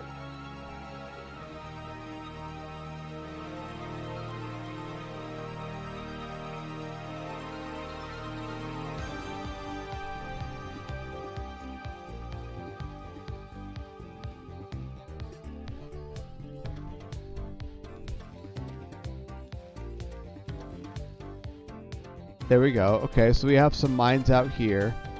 We have Arbiter Tribunal coming up. Storm and +1 are going to finish. Storm's going to finish momentarily, and +1 is not far behind. It looks like Terran is going for science vessels and trying to take a third.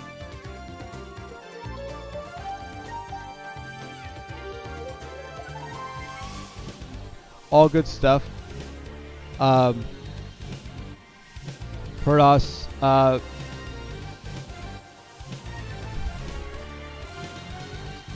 wonder if Protoss is scouting with Observer to maybe look for a safe place to take a fourth. Observer speed.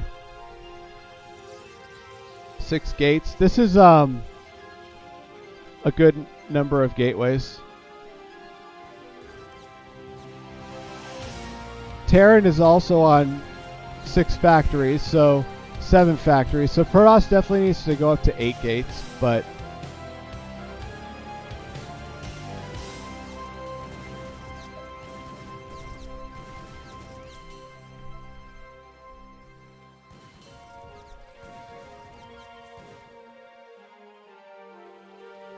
I don't know what we're scouting for. I guess we're just scouting all the bases.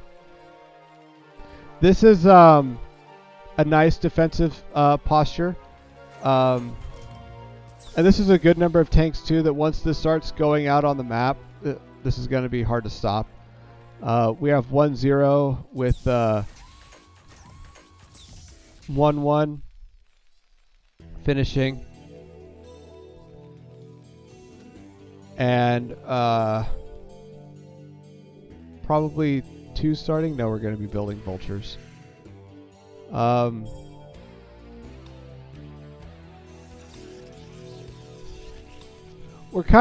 Protoss kind of is under building gateways, but without a lot of intel on factory count, it's not a bad number. Scanning to see where if Protoss has any expansions out here.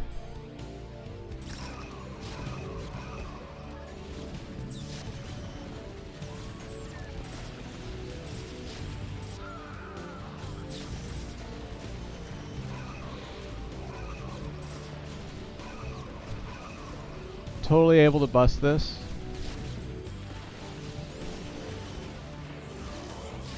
No, I take that back. We just basically took out the bunker and stuff, but this is going to get shut down. Nice job. Nice hold from J to the T.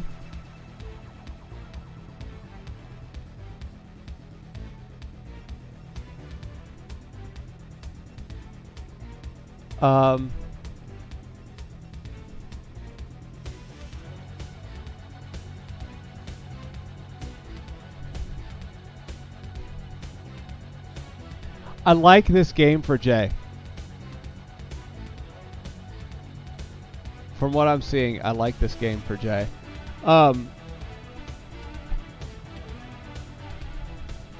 There gets to be a point where you build too many workers, and I think Lamb is falling into that.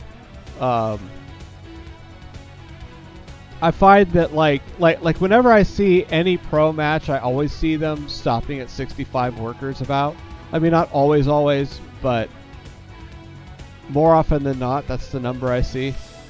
And like I've heard people say that, for I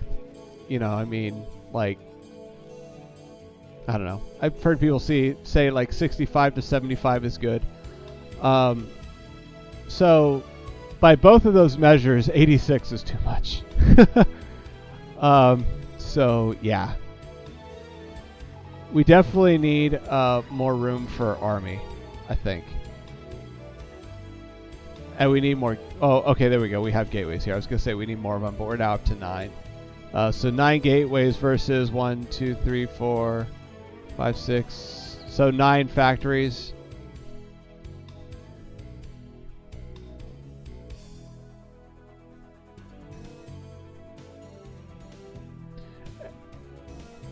And we're getting 2-1 started, but this is... This is starting to get to be like to the point to where Terran can power push.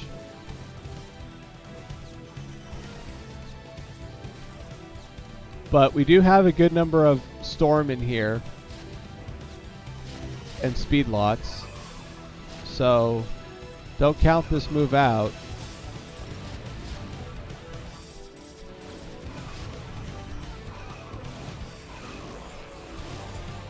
Storming tanks. But we have a flank coming in here, all tanks.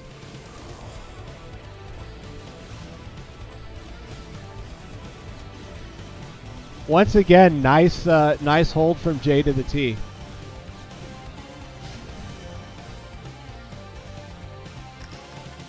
Taking a 4th base as Protoss. This is good.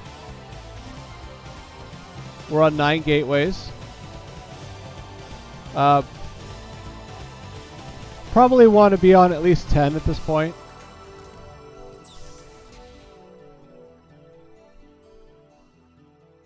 Although with this many probes we have, we could easily afford 12 gateways.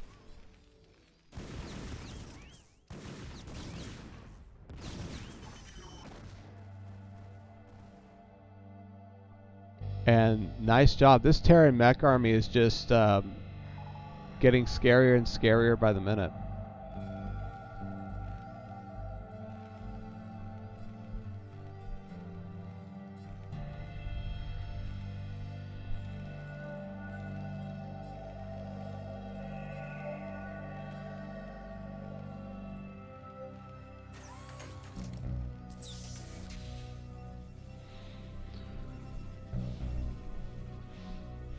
Arbiters on the map.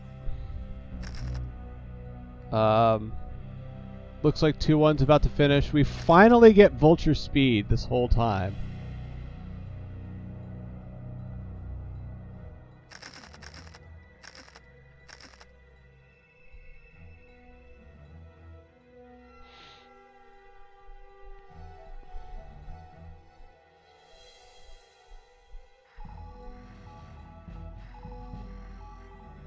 Nice job scanning for bases.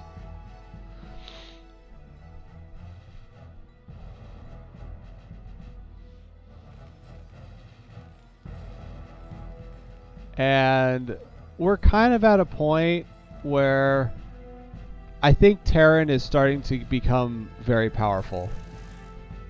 Probably even to the point where they can actually overpower.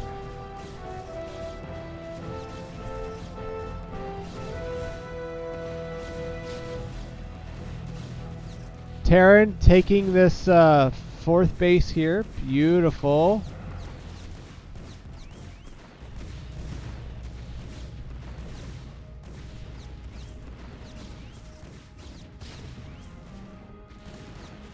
Now we can just focus on the workers.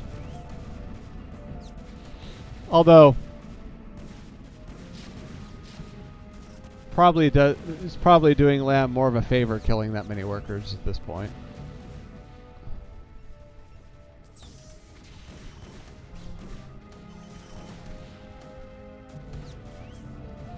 We are mined out in the main and the 3rd. That is unfortunate. I take that back.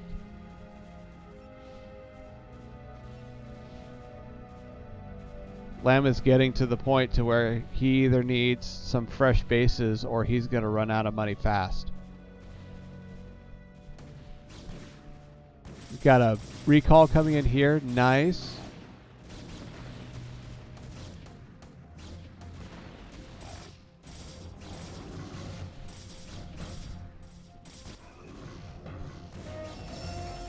If we could siege these tanks up, we could totally take out this 3rd.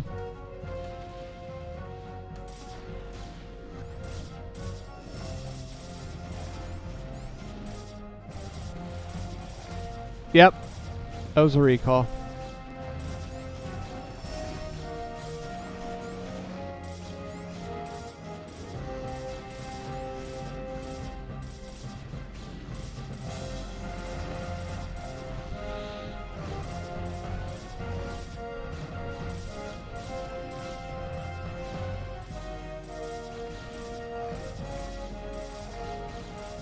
But look at this though.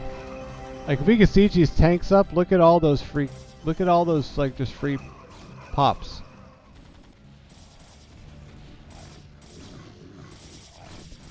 Nice recall from for us.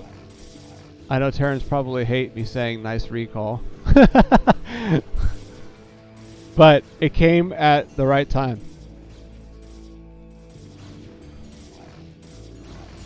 Look at, he is literally out of money.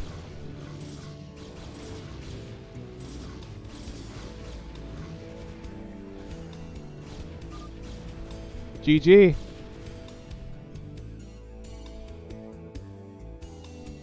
All right. Lamb takes game 1. But I was nervous for Lamb a little bit there, honestly. I was nervous for him. So very well played from J to the T as well. Nice nice holds. And finally getting that mech army out on the map.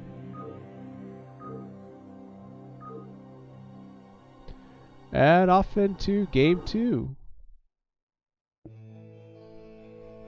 On none other than Dark Origin. In the top left, we have our red Protoss Lamb. And in the bottom right, we have our blue Terran, J to the T.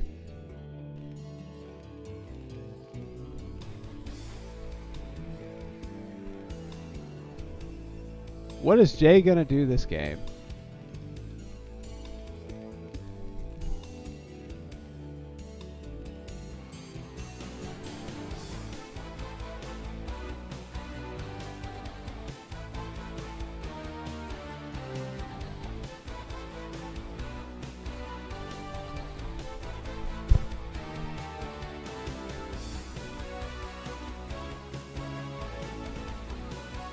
Pylon Scout again.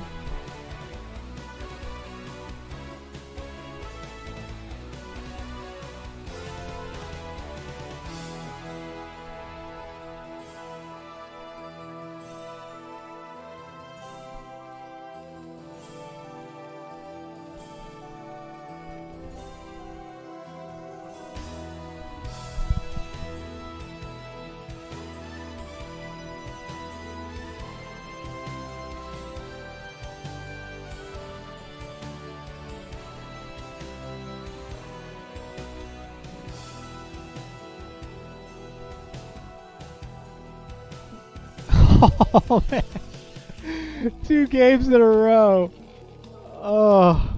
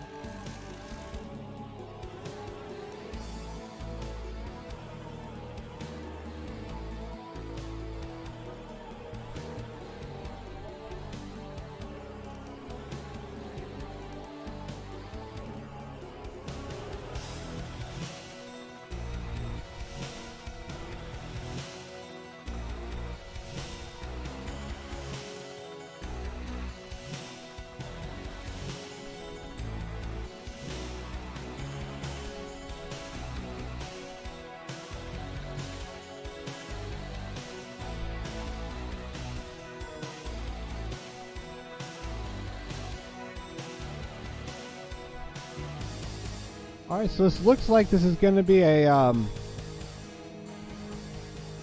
expand opener from both players. Lamb probably going for a 21 Nexus again.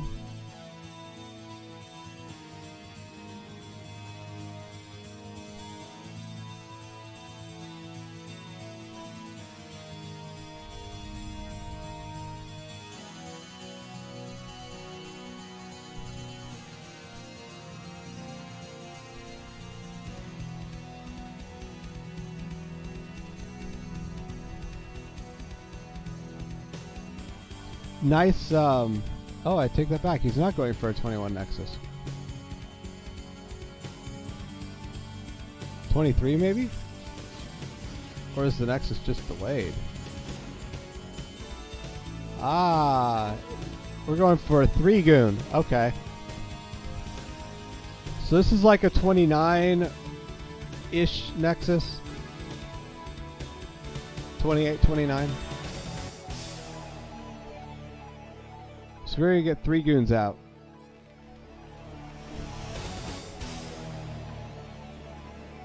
Oh no, it's not. Ooh. Oh man, look at that.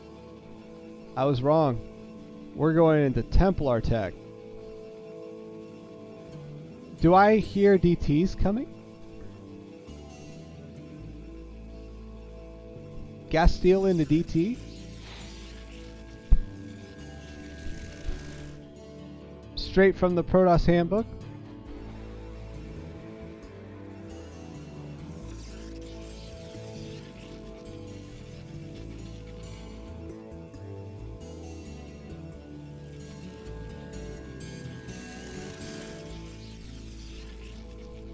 Yep. So this looks like this is going to be a DT expand. So we're going to drop 2 DTs out of this and then expand. Or probably expand and then drop 2 DTs. Yeah, there it is.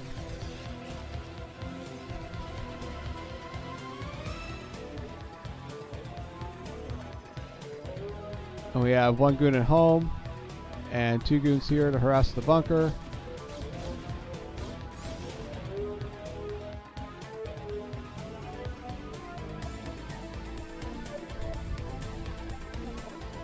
There they are, beautiful, right on time.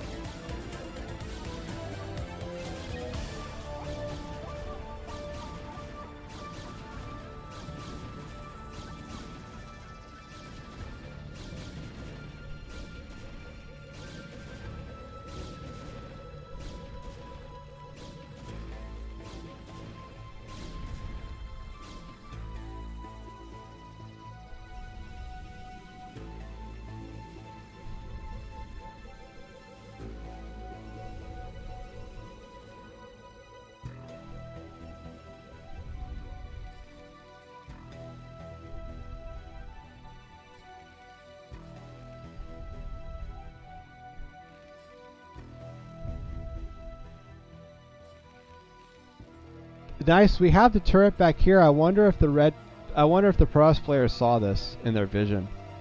Because this is totally going to shut this down.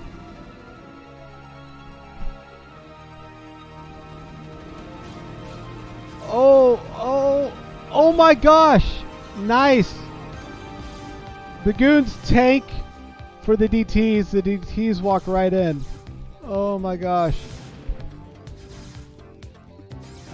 That's terrible. In a great way.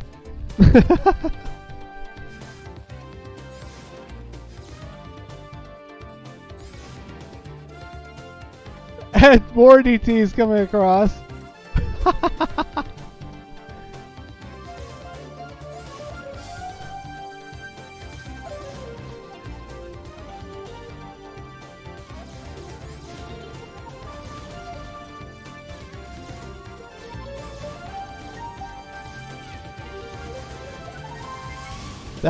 Wow. Alright. DT expand.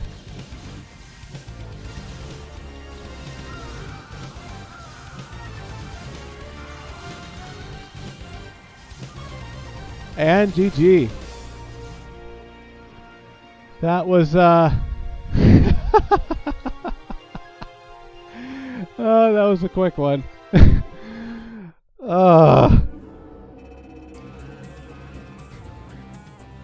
All right.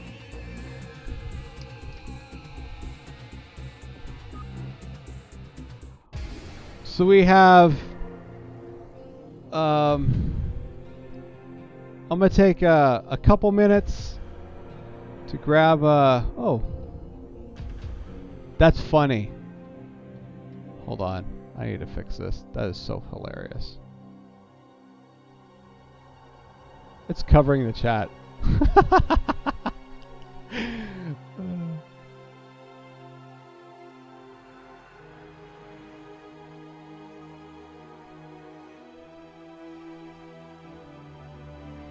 Okay, that's better. All right. I'm going to take a few minutes and grab some pizza and stuff, and then I'll be back. We got 2 more series coming up after this, and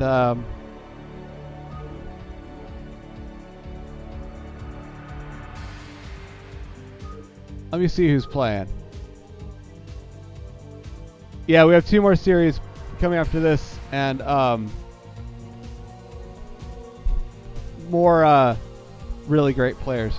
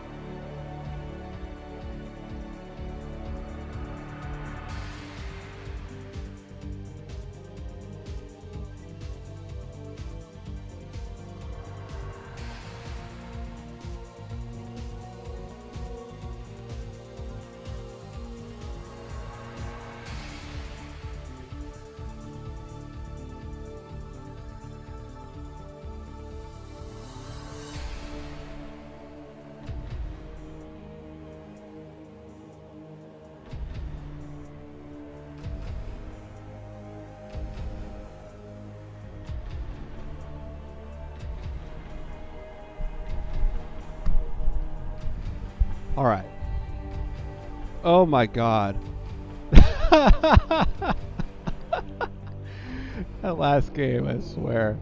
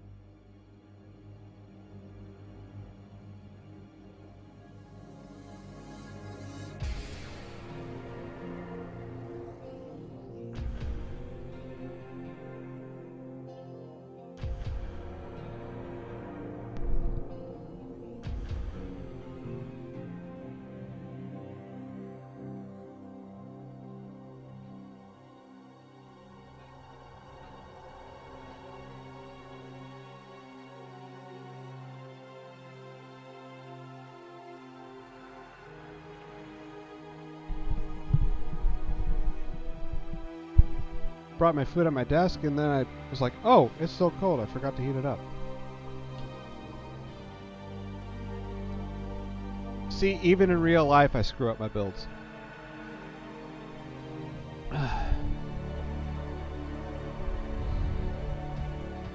Okay. So, what do we got here?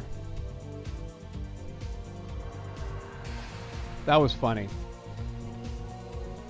That game, it's like it's tier 3, so I gotta wonder if some of these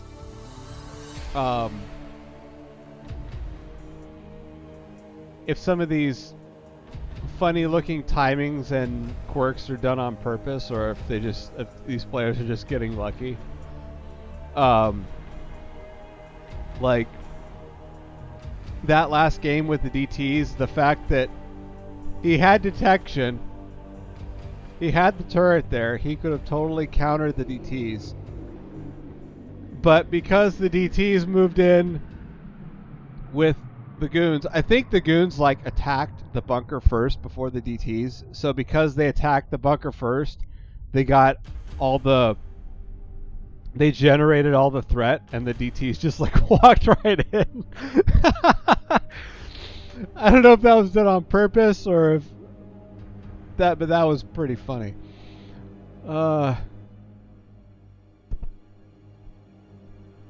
That was pretty funny.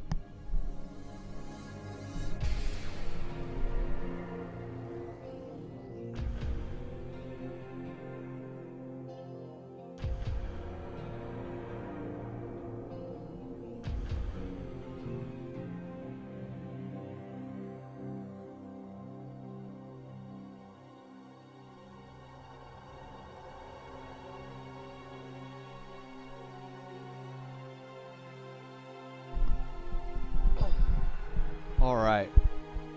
So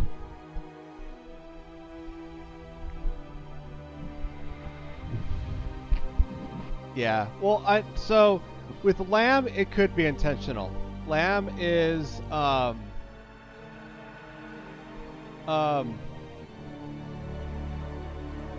Lamb is a player where at times he looks like a T2 player. So with Lamb, he probably did it on purpose.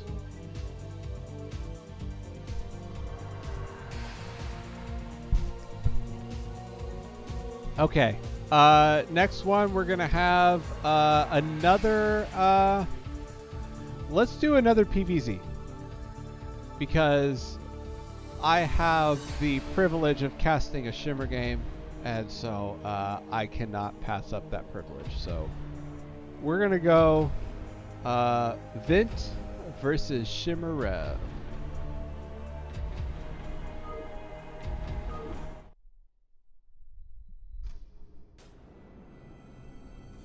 And back to Invader once again.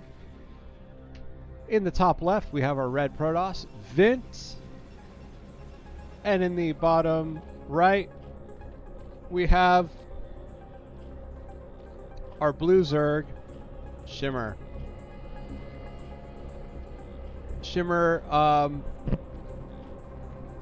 believe this is his 4th season of CPL and one of the more active members in the league on the ladder.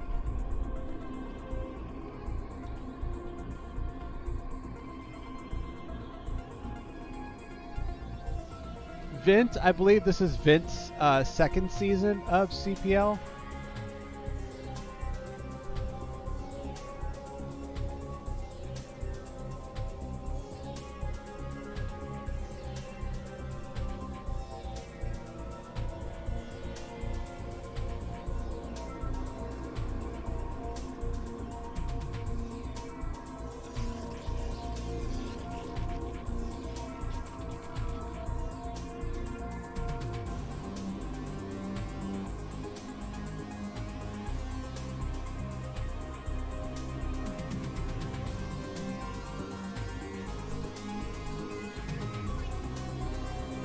Looks like we're going to gate expand into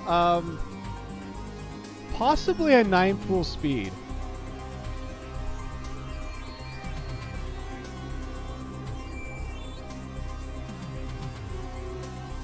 Perhaps not. I'm not sure. I'm not sure what I'm seeing yet, but...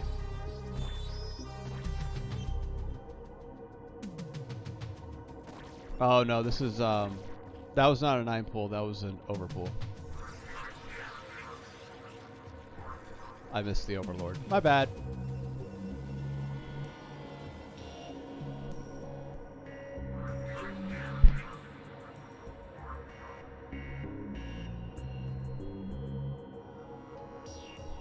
And we have the famous Protoss welcome wagon coming across the map now.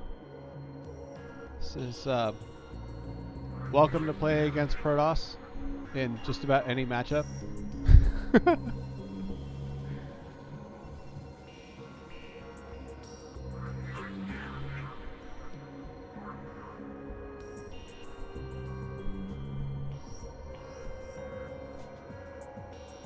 4 lanes. And okay, we have the probe here. Really good. Oh, never mind. Thought for a minute we were going to do Zealot with probe. Gotta pull the Zealot back. There you go. Don't want the Lynx to get any good surrounds.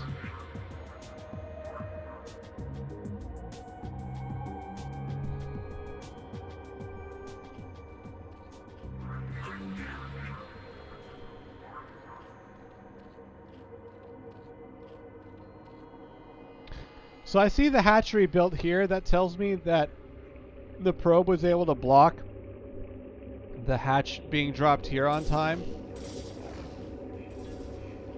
One way or another, it was able to block it. And we have a GG from Shimmer. Okay.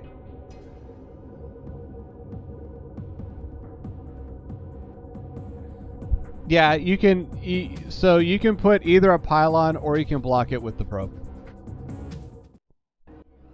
But they both accomplish the same thing. All right, so that is 1-0 to Vint. That's unfortunate. But it is frustrating. I totally understand that. I have lost plenty of Protoss games to Zealots just marching across the map to me.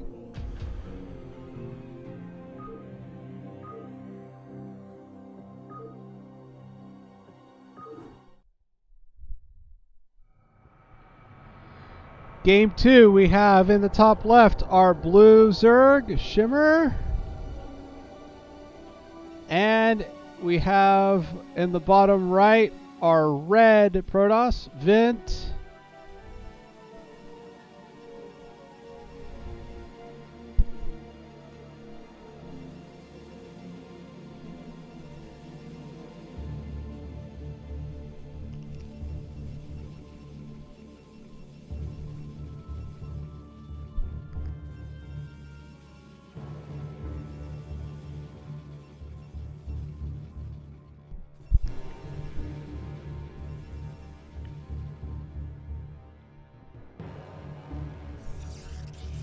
Nice pylon timing, right at 48 seconds.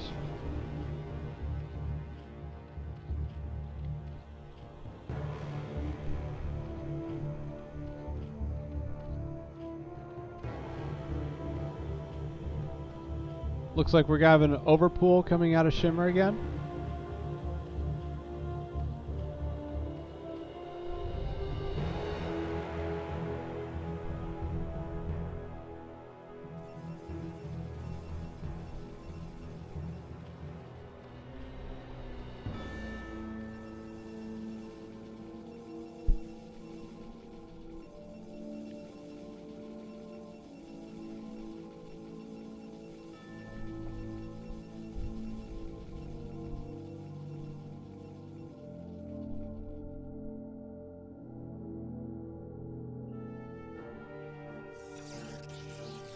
And a Nexus first. That's very bold. Going Nexus first without even scouting the opener. That is very bold. And a forge. Okay, so we'll get our cannon up.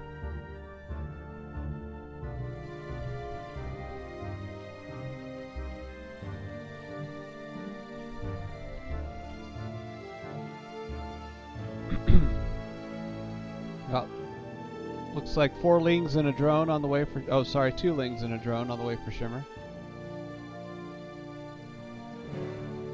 So this is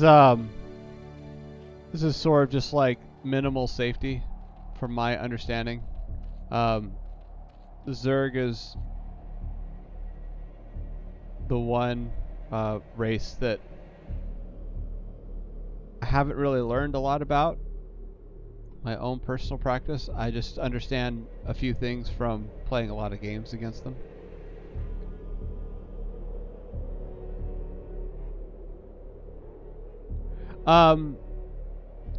Yes, I believe that if you do overpool and 6 lings, I believe you should be able to punish that.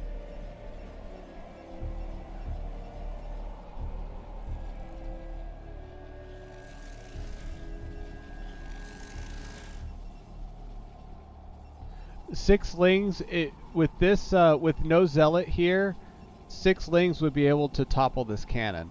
So you just send the lings right to the cannon and then just take this out.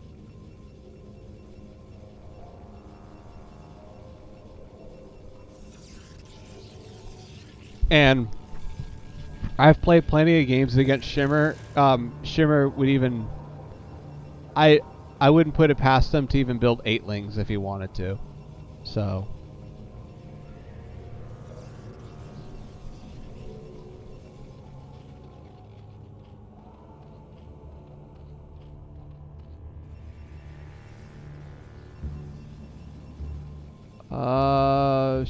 so this is going to be...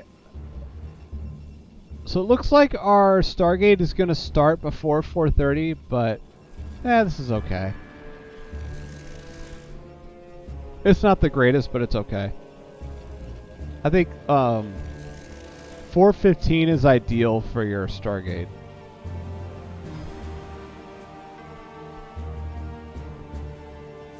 But 4:30 isn't unheard of at this tier either.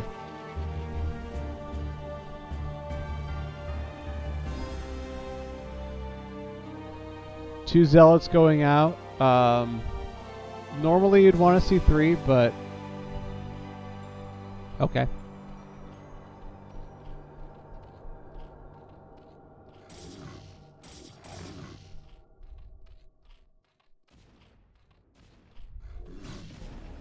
Oh, we got a goon, that's why. We got a goon for the Overlord Scout.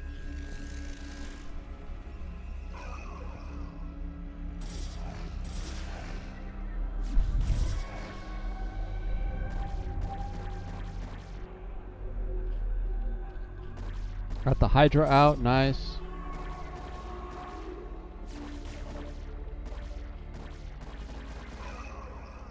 Alright. So... I don't see Protoss getting... So, we're getting Reavers, so we're trying to do Corsair Reaver, I guess. Sorry, we're getting Robo this early, so I'm guessing we're doing Corsair Reaver. Or maybe we're trying to get a fast obs in case we see a lurker, but... One way or another, we don't have Storm. And we don't have cannons. So, Hydras are going to be an issue.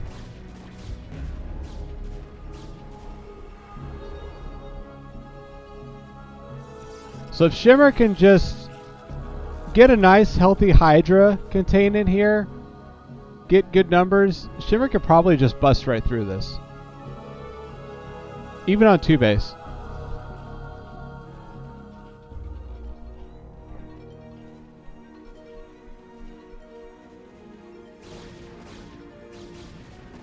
There you go. Cannons down. Trying to build more.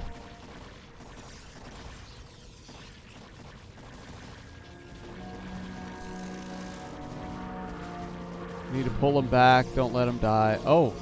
Wait. No. Yeah, don't let them die. Pull them back. Okay. There you go. Pull them back. So... if Shimmer can just keep rallying Hydras here and get lurkers here, this is basically done.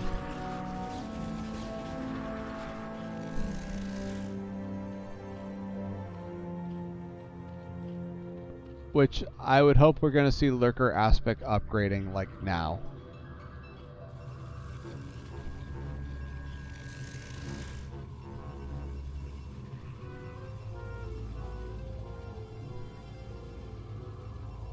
And okay, we're getting 2 robo and reavers and no obs. Okay. All right, I stand corrected.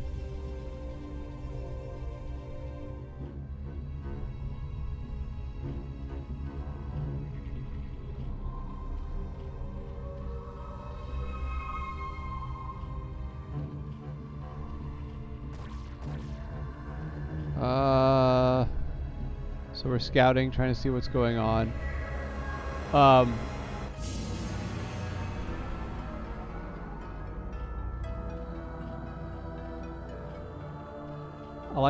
we're upgrading missile attacks and we're upgrading overlord movement.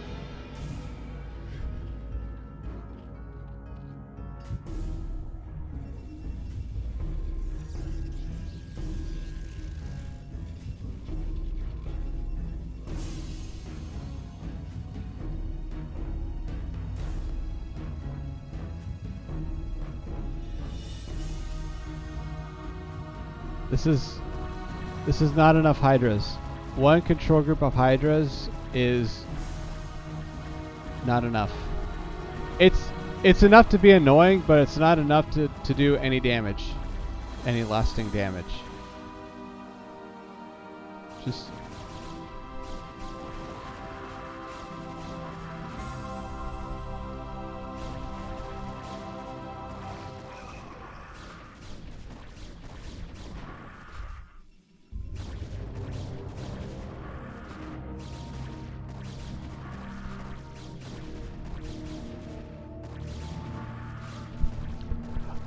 so WLTLR,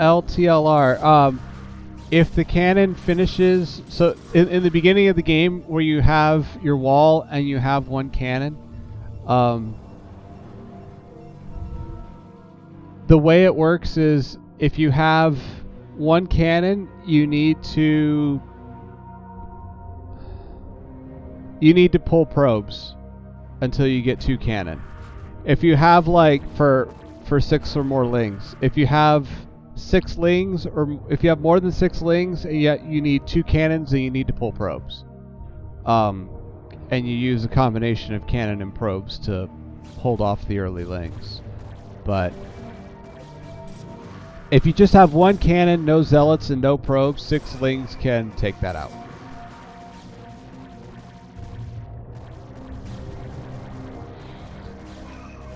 And Reavers making their epic speedy dash across the map. GG from Shimmer. Yeah, I think we had the right idea going across the map with Hydras and trying to put pressure at the gateway, at the wall, but we didn't have enough Hydras. All right. GG, so Vint takes the series 2-0.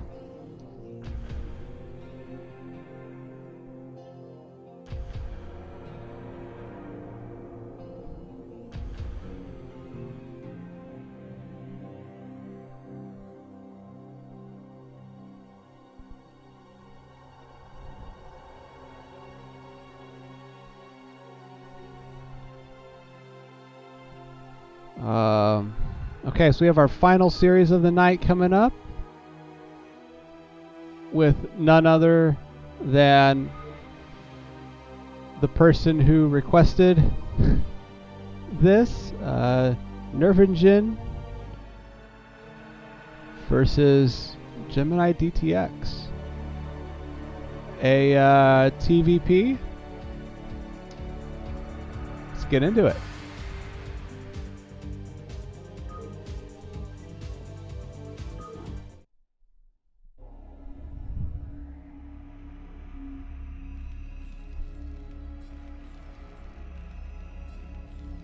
All right.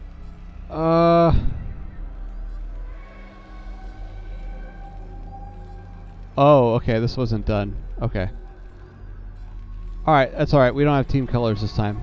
So in the top left, we have our, kind of our pastel green, I guess. I don't know what to call that. Our pastel green Terran Gemini DTX. Sorry, no, I take that back. Our yellow Terran Nerfingen. I don't know who's who. I'm sorry. And in the bottom right, we have our pastel green Protoss. Lime green Protoss, thank you. Gemini.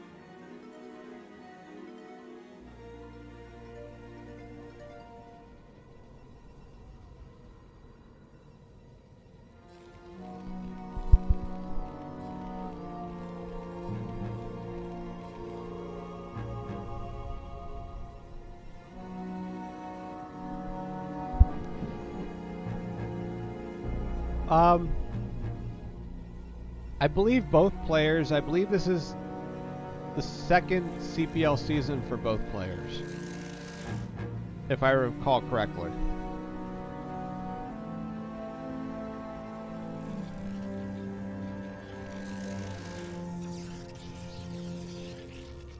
Kind of late, but okay. Probably want to send a scout out now. Nope. Okay. Oh, there we go. We're sending it out. Alright. So this core was built at about 2:15. That's about 15 seconds late from when you ideally want it to be built. But that's just more of a observation, not really a dig. It's okay for things to not be perfect, especially at this tier.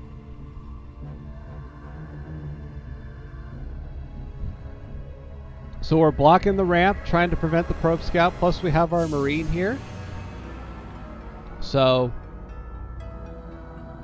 the probe is not going to have an easy time getting into this base. I think I would kind of maybe like to see... Well, no, I guess that's alright. I take that back. Yeah, and once you have two marines here, they're just going to totally annihilate this thing. No, oh, there you go. Yeah, don't... There you go. Nice. Nice save. So the probe doesn't really get to see anything. Nerfingen going up to 2 factories. Gemini getting a... that's a good timing. Gemini getting the Robo.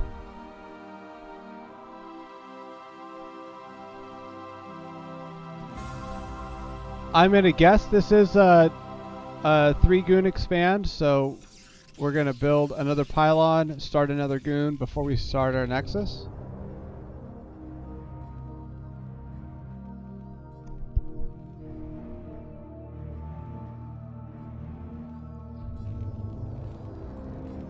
And nice, 2 machine shops being added. The command center being built.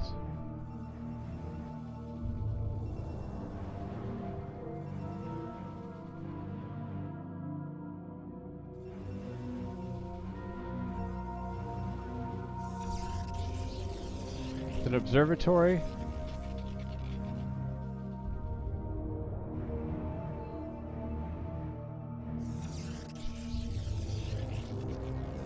This is a really, really, really late expansion.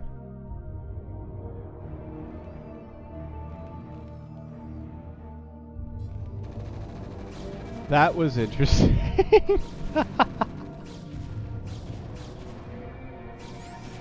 It was like everyone just kind of Like, the goons got up the ramp, saw people there, and then everyone just went like, hi, hi.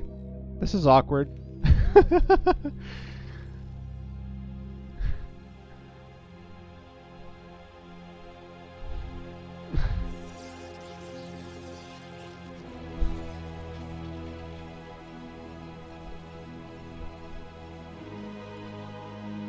So this is a very, very late expansion. If you're, I know we have, I know Nerfingen's a Terran. I'm not sure how many other Terrans we have watching this, but if you're a Terran and you see an expansion going down at like this late,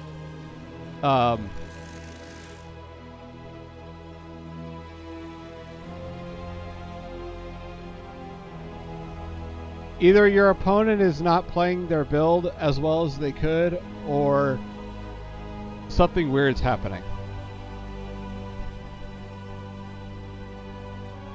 And you never really want to assume your opponent is bad, especially if you see something like this just randomly on the ladder.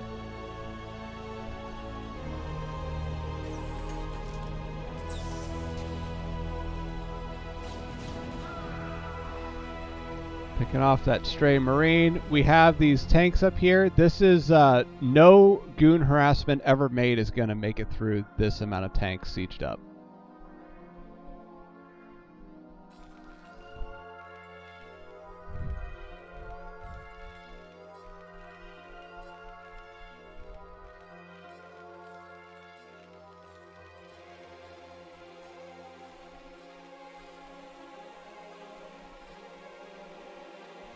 Getting our second gas here. Okay, we're landing our CC, finally getting our base going. Okay. So an engineering bay coming down for Nerfingen. Guess for turrets?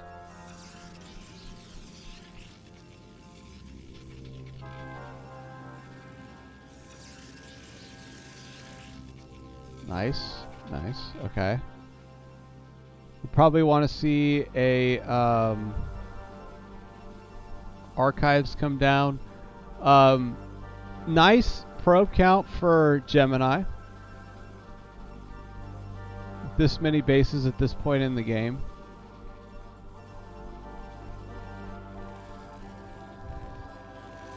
And considering this third just got up, this is also not bad SCV count for Nerfingen either.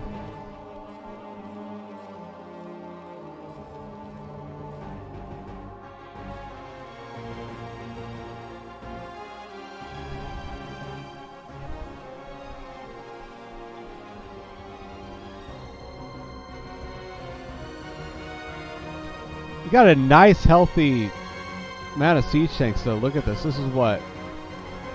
8 tanks unsieged. That is something. That is something to be reckoned with. That is, you get those sieged up, parked here, and this is melted.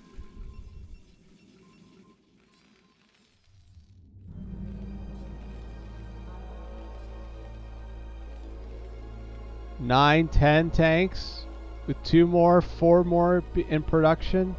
So we have a control group of tanks at 9 minutes in the game. Still on 2 fact, but it's a lot. We have 7 goons and a zealot kind of spread out here. More goons coming in, so the macro is starting to kick in for Protoss a little bit.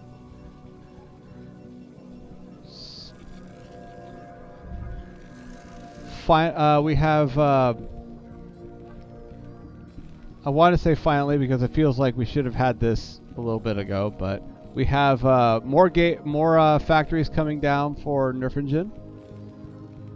So now we're going up to 5.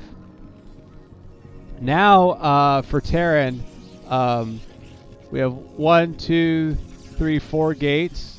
So now for Terran we have a good number of factories. Once we start building out of all 5 of these, we will have the better macro. Gemini building the third base at 10 minutes. That's kind of late for a third base. Usually 10 minutes is about when you want to be taking your fourth, especially when you're doing something more or less normal like this opening here. So this third base is really, really late for Protoss. I would say like probably, if you're just starting out, probably like 6:30, maybe even 7 minutes. But 10 minutes is way too late.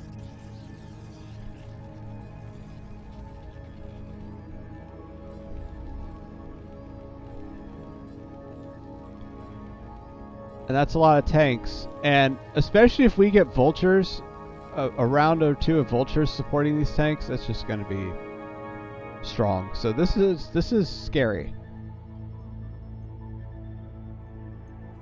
If you siege these up and you put them right here, this is just going to wreck.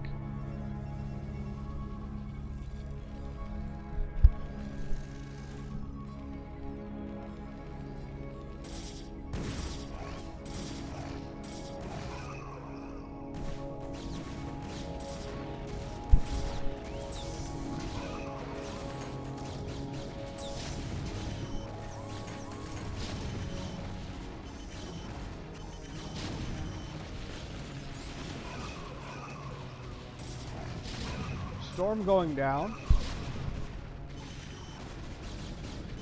Nice job targeting a cluster of tanks with Storm. That's but still, there's too many tanks here. We got a turret building up here.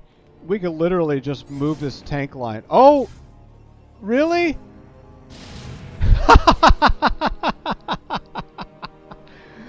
Nice job picking off the DT. That was funny. I did not expect that.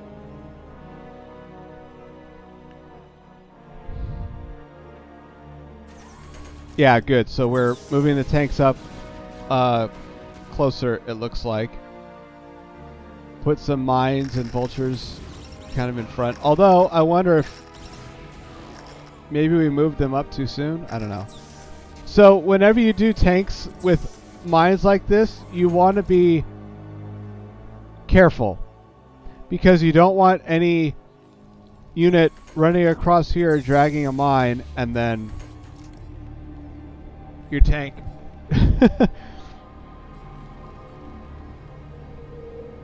being vulnerable.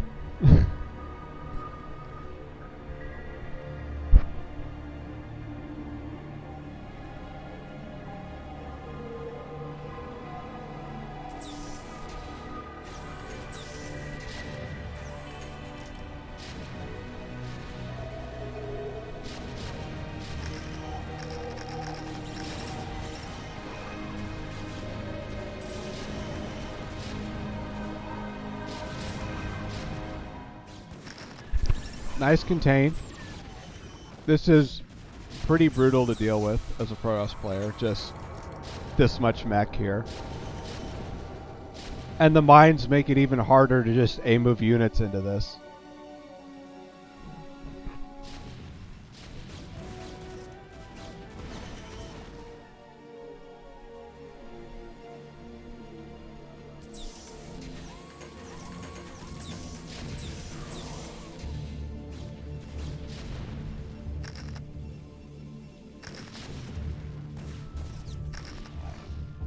So Protoss has a high Templar just kind of randomly... Oh, there it is. Okay, there's a GG. I was going to say, they just have a random HT out in the middle of the map. I don't know what they're trying to do with that.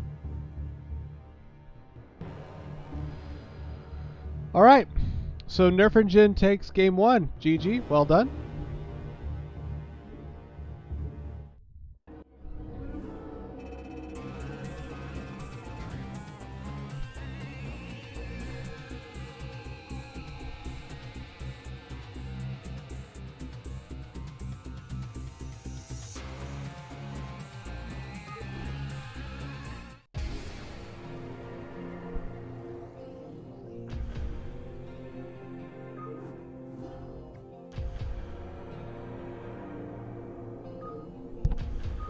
All right, And we have our last game of the night, I think.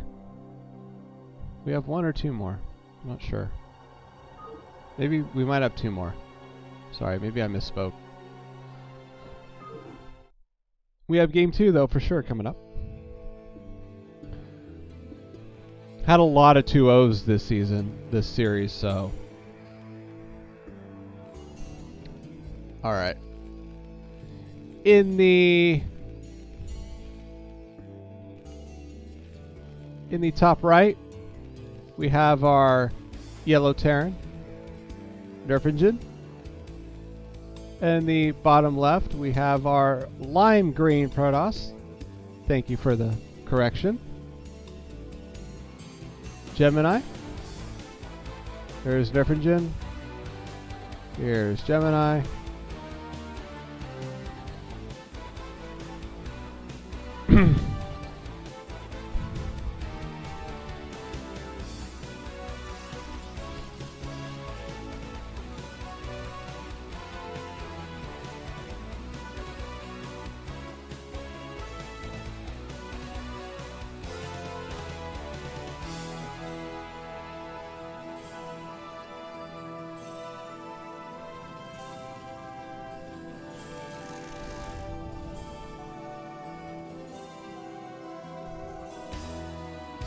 So that particular build that we saw from Nerf Engine last game, so far of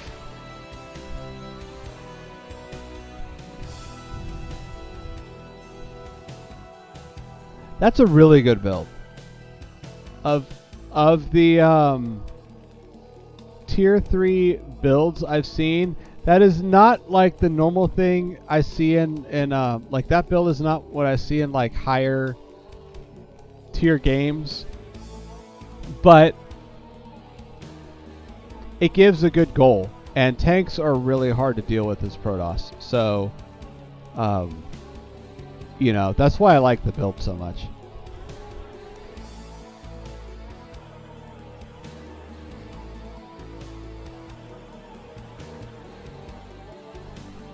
I think that if you're like Def Defy, the games with Def Defy, I think that Def Defy could look at Nerf Engine's build and have goals to aim towards that will be strong against your average tier 3 Protoss. So I think that this is a good build that Nerf Engine has from last game.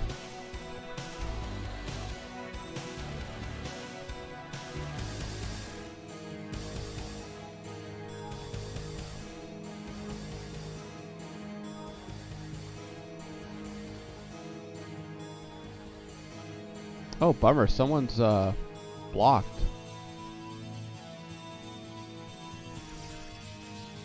That's unfortunate.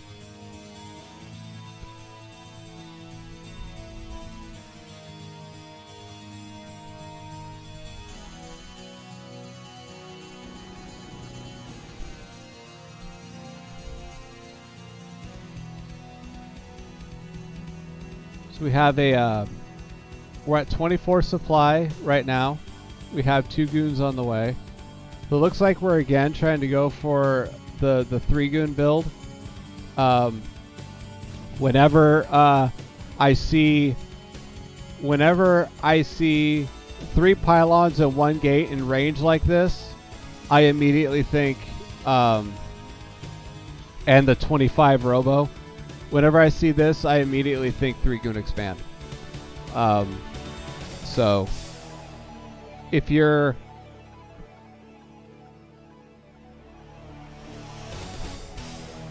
if you're a Terran player and you're curious about what something like this could mean, that's I mean, as a Protoss, that's exactly what I think every time I see this.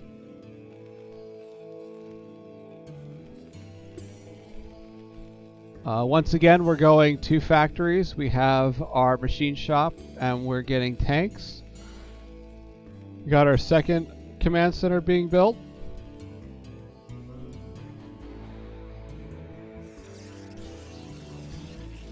So like Now I would have expected to see a to see a Nexus drop. Going second gateway and then observatory is kind of weird to me. But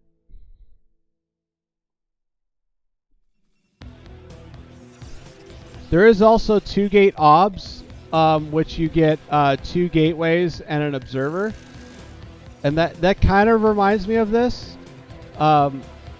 But with 2 gate obs, you get a lot more goons than just 3. But the the Nexus timing is similar though with that build. So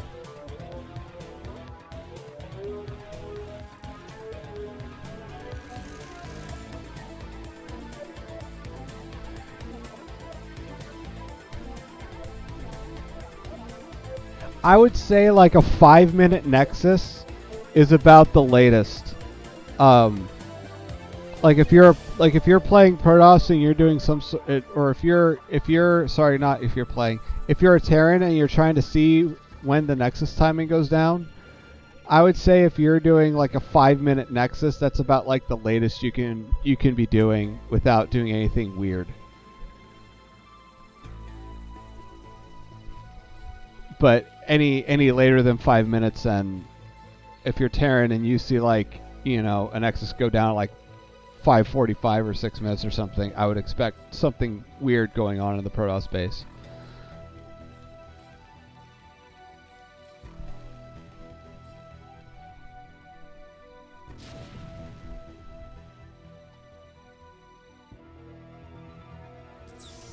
Four goons and an obs. Again, no early harass with goons ever made is going to stop this number of siege tanks. So this is a very safe opening, and it's a very it's an economic opening too. You're not missing out on your command center. So yeah, this build from Nerf Engine is I would say this is a really good beginner tier 3 Terran build. You are safe against Protoss harassment. You get a really threatening number of tanks at a good time. And most tier 3 Protoss players are not going to know how to handle all that. So, yeah, I'm really liking the build that I'm seeing.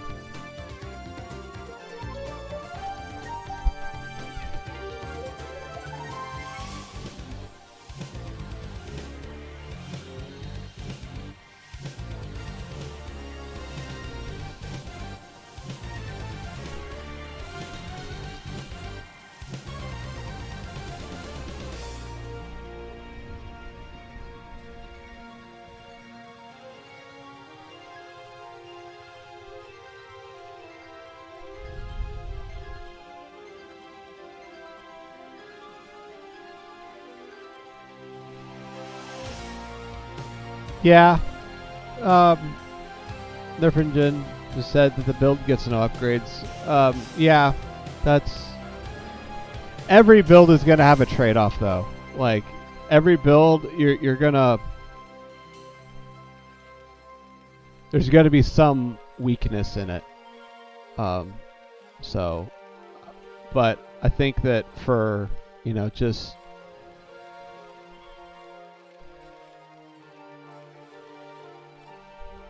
Protoss doesn't usually get upgrades until a long time either, so even if your upgrades with this build are a little later, they're probably still earlier than Protoss. Protoss don't get their upgrades until like what? Oh, a long time into the game, like 8-10 minutes or something. And that's a normal game.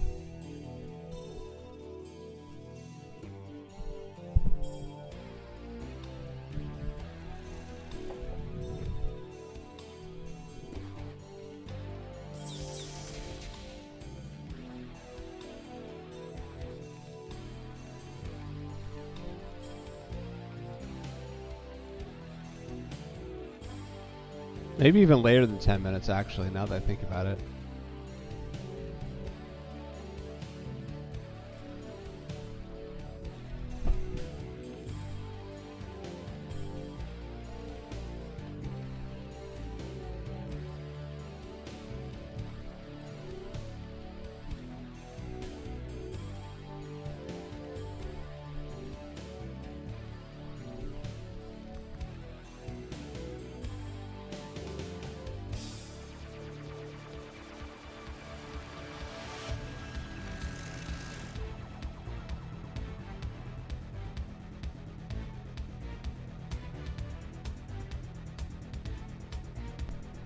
So it's 10 minutes and our Nexus finished. So we probably built this at about 8.5 minutes or so. I think. Maybe 8:15. This is a better Nexus timing than the previous game, but it's still late.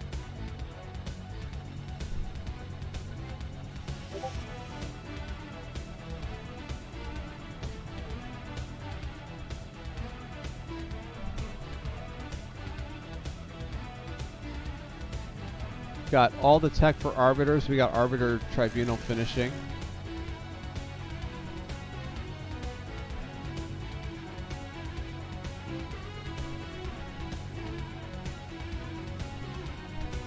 Trying to save up for gas, I guess. I think the Arbiter is like 350 gas or something. It's got to be it.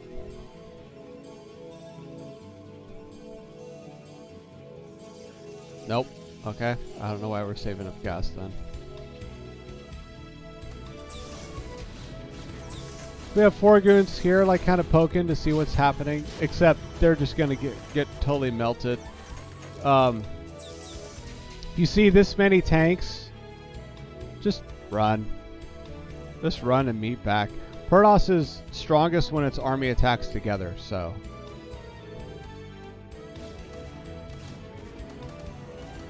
This is, we have, what, like half of our army still back at home. We have a quarter of it like over here. And then we have the rest of it just really spread out, being shot down one at a time. This is a very bad engagement.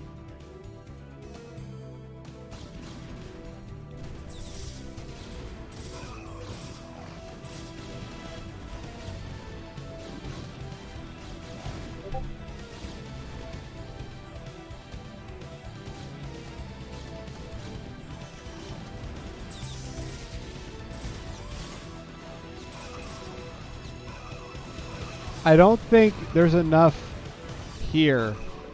Yeah, I think the rest of the tanks just clear this.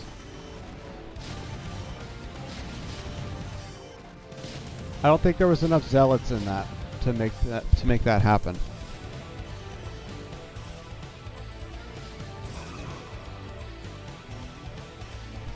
But Terran also lost a sizable amount of tanks.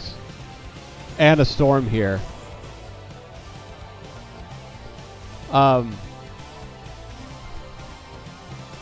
So that's for Terran. That's not the most ideal, but we had our macro going, so we have the reinforcements. But it's still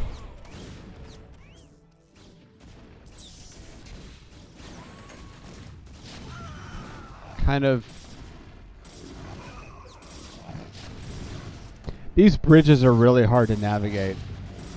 They're, like if you have a huge army on here, on this side or on this side, and you're trying to get across these, it is really hard to navigate across.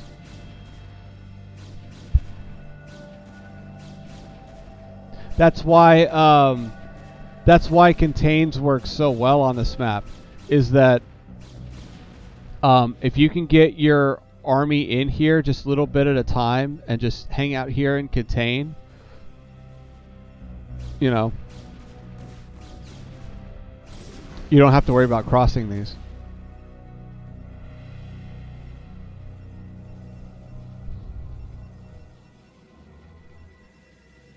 We've got more vultures coming out.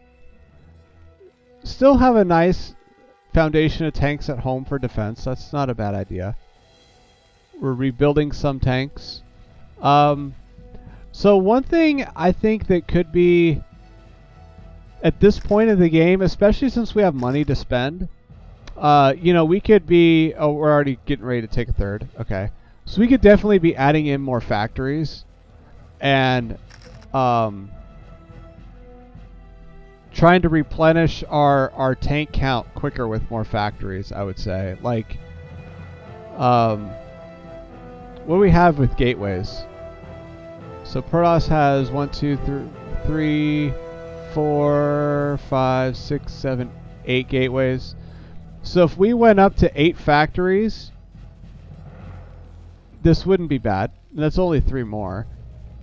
We definitely have the money, or we would definitely have the minerals for 3 factories, I should say. We only have 1 SCV mining gas here, it looks like. That's not good. Definitely want, at this stage of the game, you want to get as much of your economy as you can. So probably definitely need more SCVs mining this. That would help.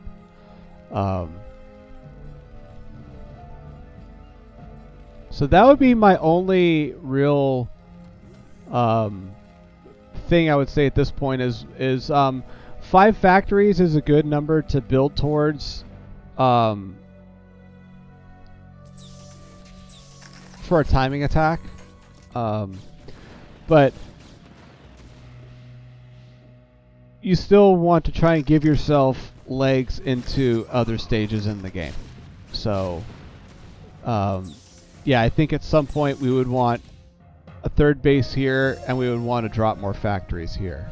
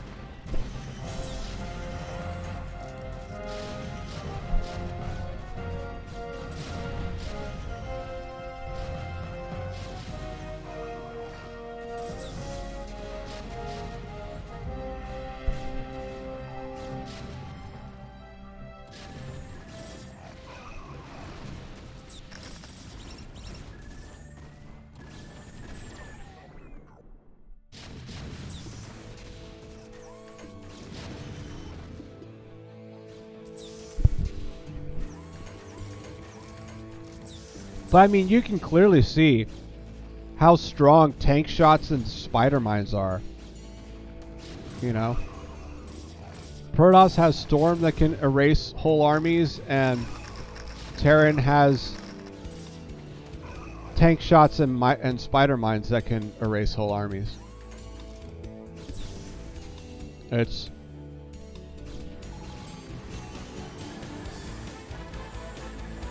If you had the macro, if you had the macro with this build, being behind in upgrades wouldn't. I don't feel like they would hurt you as much. But at the same time, you do want to phase them in eventually. Like, I think 18 minutes in the game and no upgrades is probably not where you want to be with siege tanks.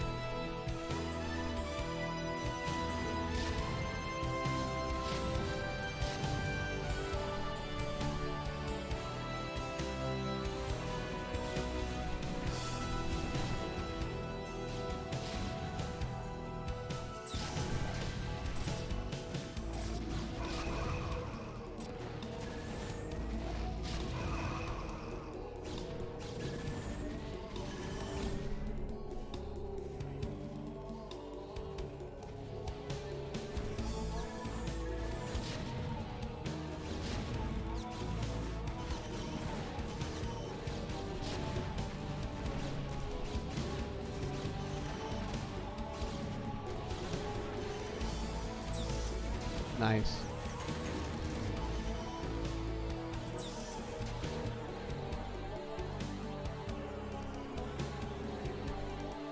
What are we building here?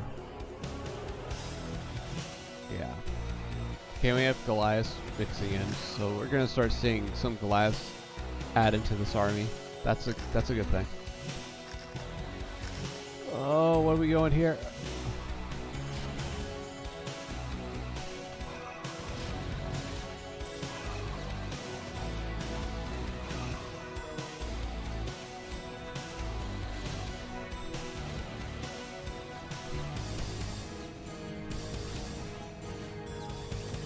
Nice job. nice job keeping the production constant on most to all of your factories. The fact that you constantly have reinforcements replenishing this, and you still have mines out here and still tanks sieged up, I mean, Protoss is spending all of their resources and supply trying to push through this whole time. So, very good job keeping the production going.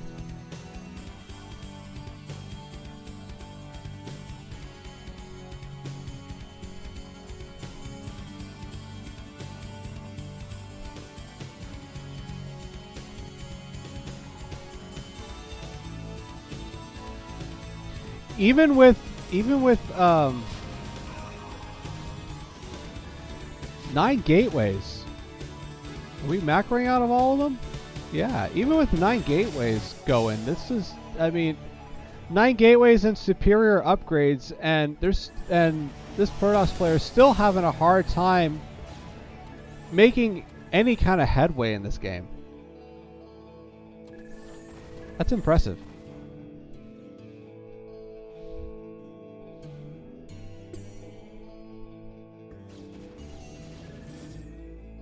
We have building up arbiters here. 100 energy. I don't know if there's quite enough. Oh, there we go. So we have this passageway opened up down here.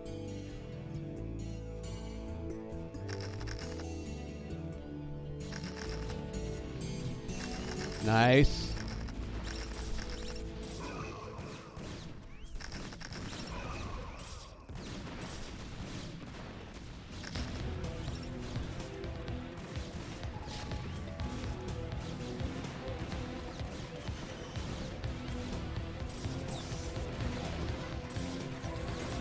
Oh, that's unfortunate.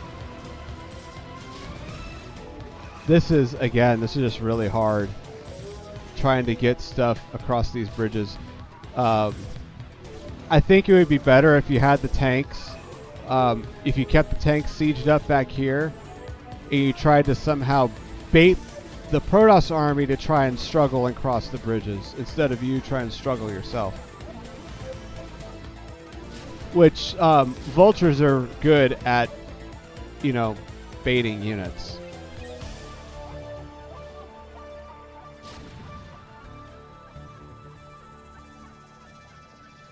Oh, and carriers. Oh, wonderful.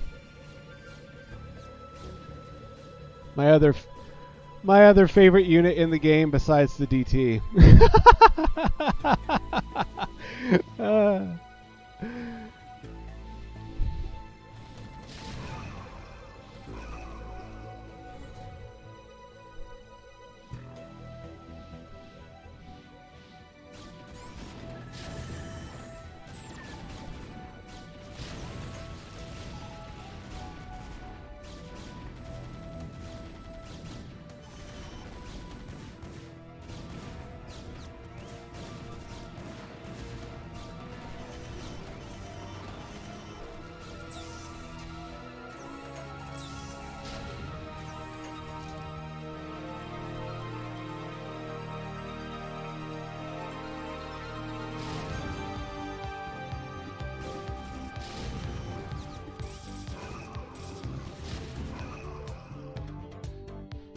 I mean, look at this. It was what, like 10, 14 minutes ago you took this center and you're still holding it. That's impressive.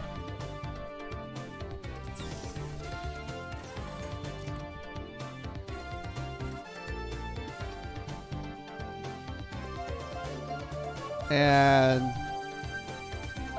Gemini, it looks like, is mined out. So this 1,000 minerals is just going to go poof.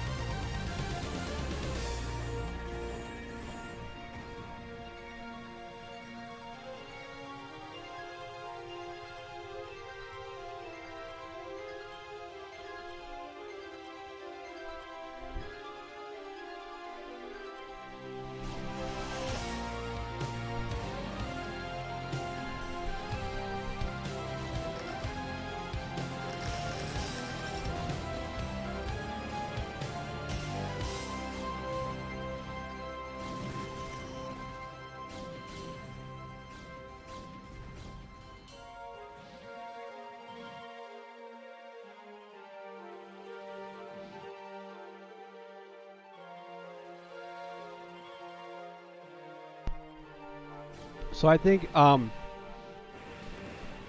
this point, Nerf and Jin, if you I don't know if you were scouting this game or if you were able to see these, but once you see your opponent, especially with this much ground army, start mixing in carriers,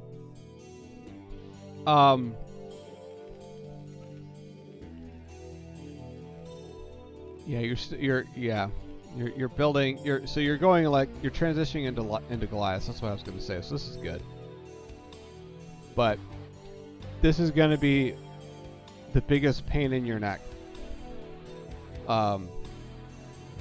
Because even if you wreck the whole ground army, these things can just micro and fly away and everything. These things are going to be a pain in the neck. So, you know, but the game's also been going on long enough that that the opponent was just able to tech into that and mix them in.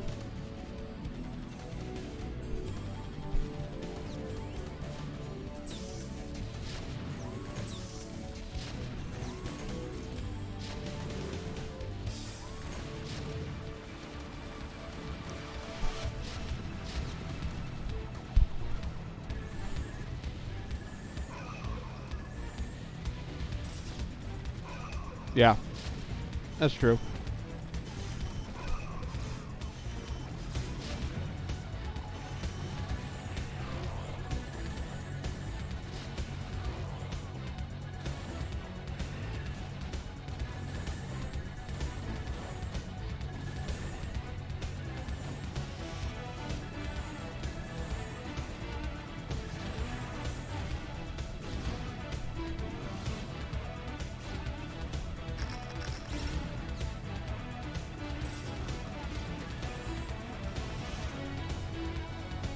So we don't have enough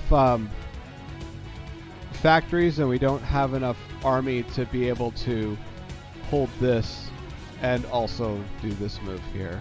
But denying a base, especially at this stage of the game where your opponent has minimal mining bases, if any, is good.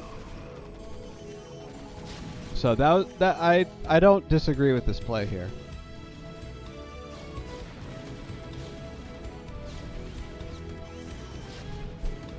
I just if we had more factories we were macroing out of, I think we would have had a better shot at doing this play with the task force and holding this front here better.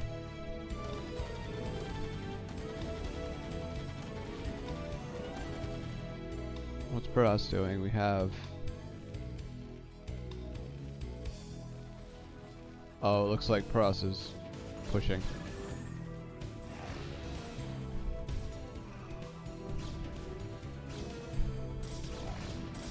Yeah, I don't. You have the money.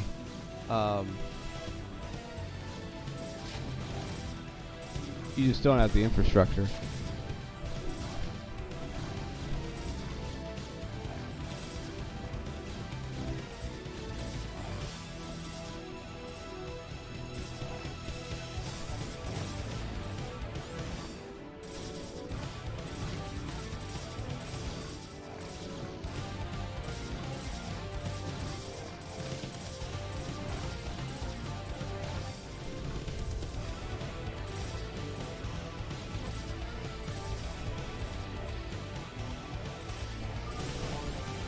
GG. All right. Well done. That was a doozy. That game was a doozy.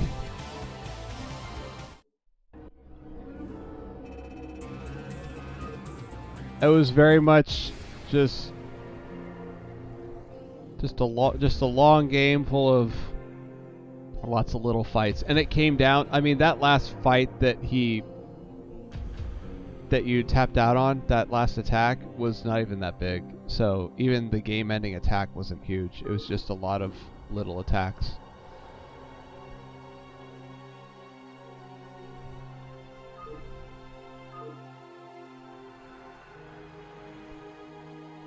All right, game 3.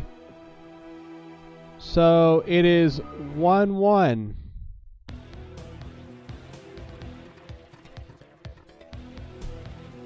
Tied up the series. Let's go. In the top right, we have our yellow Terran Nerf engine. And in the bottom left, we have our spicy brown mustard yellow Protoss Gemini. Still no team colors. And we're playing on retro. This is the tiebreaker.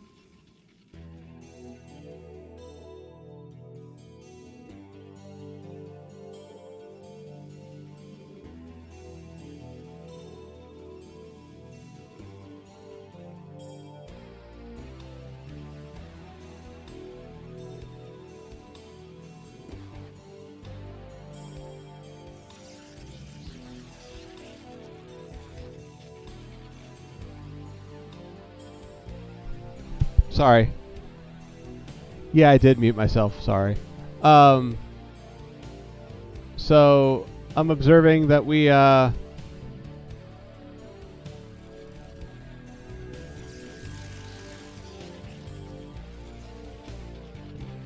This Nexus came down at a 23, but we only have one goon and we have 3 pylons. So either this is either a 21 or a 23 Nexus, and it's either a late 21 Nexus or a misoptimized 23 Nexus. I'm not sure which, but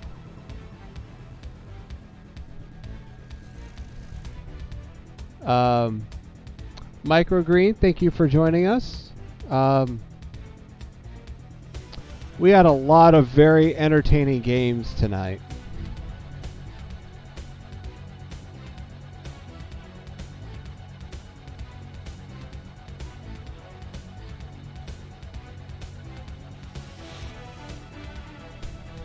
This is our last game of the last series. But, yeah. I'll have the VOD up on my YouTube, on my, sorry, not my YouTube, on my Twitch if you want to watch it afterwards.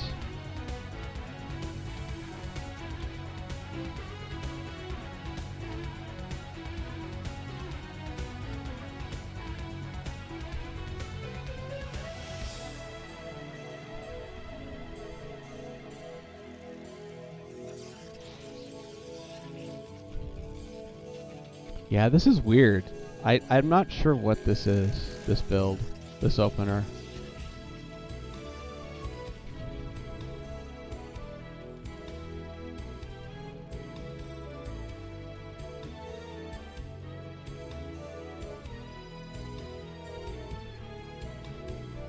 Yeah. Yeah, they'll go to the CPL YouTube as well.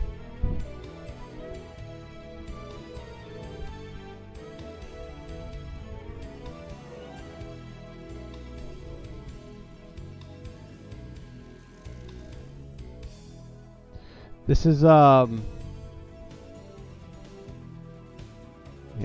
I'm not sure. Once again, we got our, we're doing our 2-fact, 2 machine shop. We've got our tanks out here.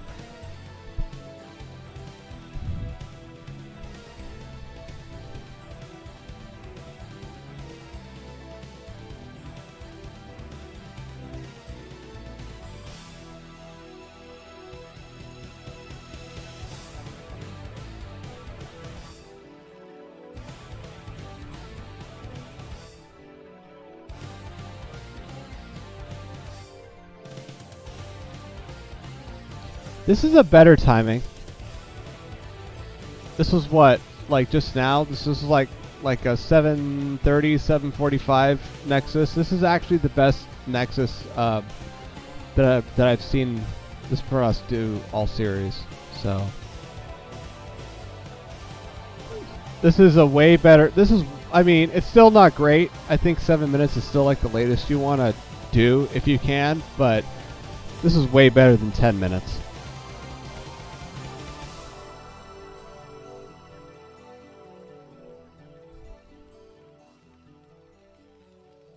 Yeah, I'm surprised I have the voice to be able to cast this. I think I'm at the very beginning of coming down with a cold, and I've been kind of not well all day, but you know, the latter half of the day, like I would say the couple hours before the cast, I started feeling a lot better.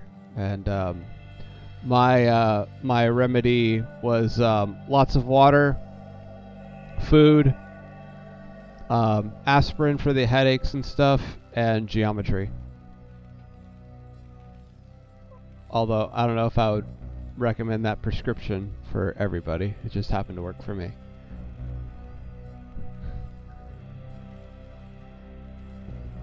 Yep.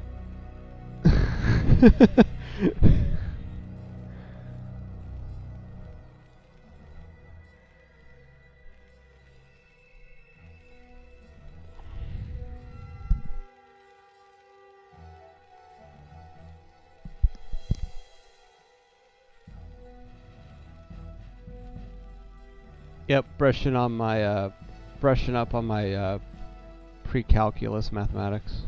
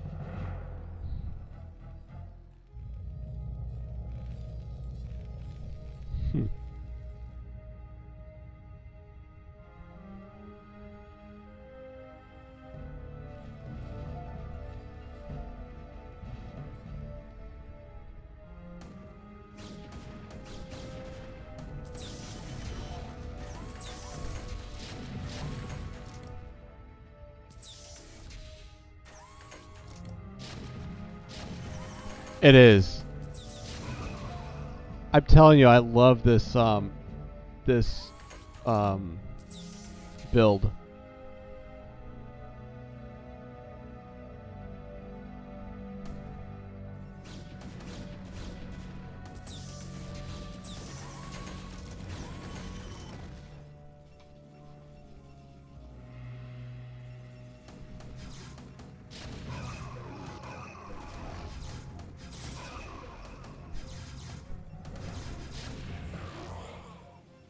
And that was like the #1 threat in that army.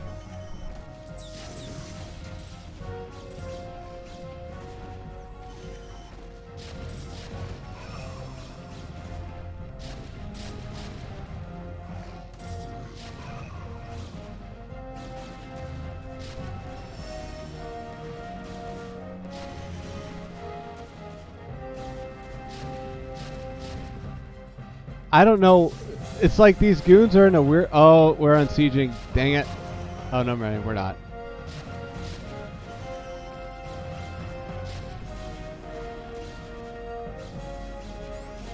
Oh, that's unfortunate. Still, that's... I mean, what do we have? We have 1, 2, 3, 4, 5, and we're just building. I think, oh, this is a great spot. Just siege the tanks up right here. Or even like right here, just siege them up. Because like, no goon is going to be able to... Goon army is going to be able to get through that.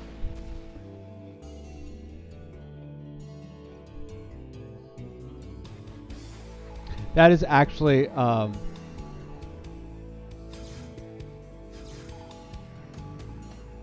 yeah.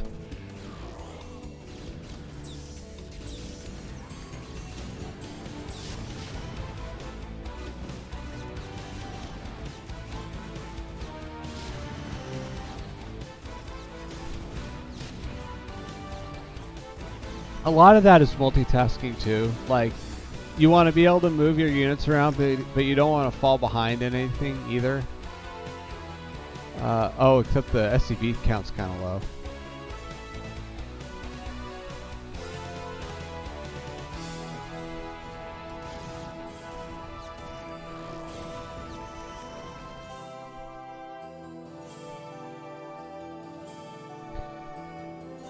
Yeah, I think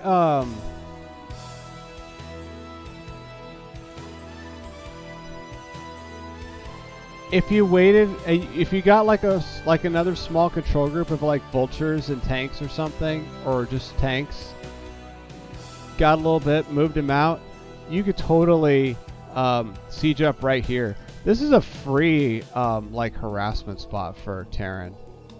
Like, you can literally siege up here, pick off the pylon, and then move your vultures in here, move your tanks behind right here, and just take this base for free. This is this third base right here is why, as a Protoss player, I hate this map, because this is a free target for Terran siege tanks and stuff. So you could totally actually just harass the heck out of this.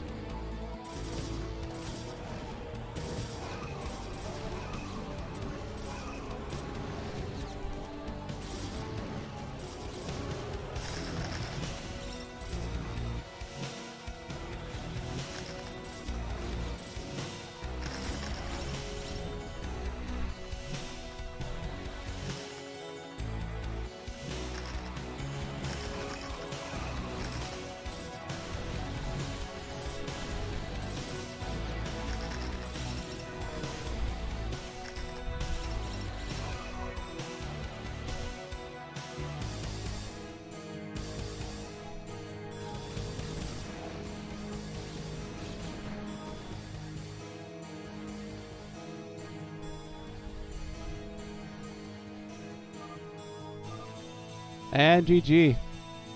All right.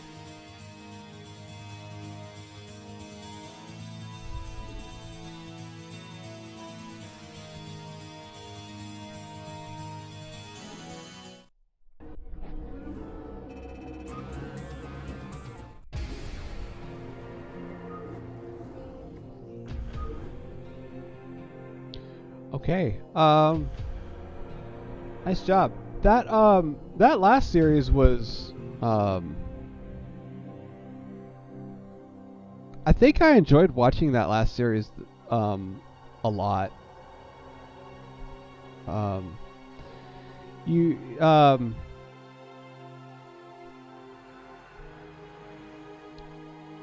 yeah. But I also I enjoyed the DTs too. That was pretty funny. Yep, you missed DTs, Microgreen. You're gonna have to watch the VOD for that.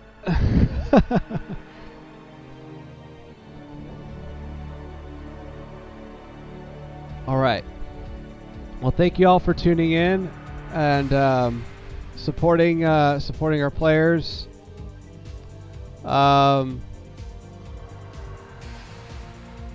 This was a long series. We have another cast coming up tomorrow night. It's going to be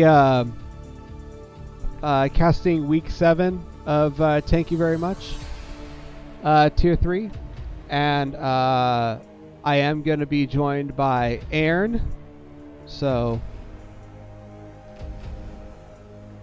do come by and check out tomorrow night's cast as well. I appreciate the support. Thank you all for participating in the chat and for the follows. Microgreen, WLT, and Nerfingen. And I believe I had one more follower. No. Yep. Nerfingen, WLT, and Microgreen. Thank you all for the follows.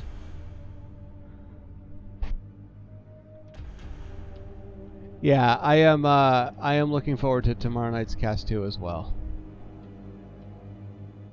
All right. Well, on that note, we're gonna go. I think we're just gonna call it a night. So we'll see you all again very soon. Stay safe. Take care. Keep playing this wonderful game. And good luck. I think CPL finals are coming up. Good night.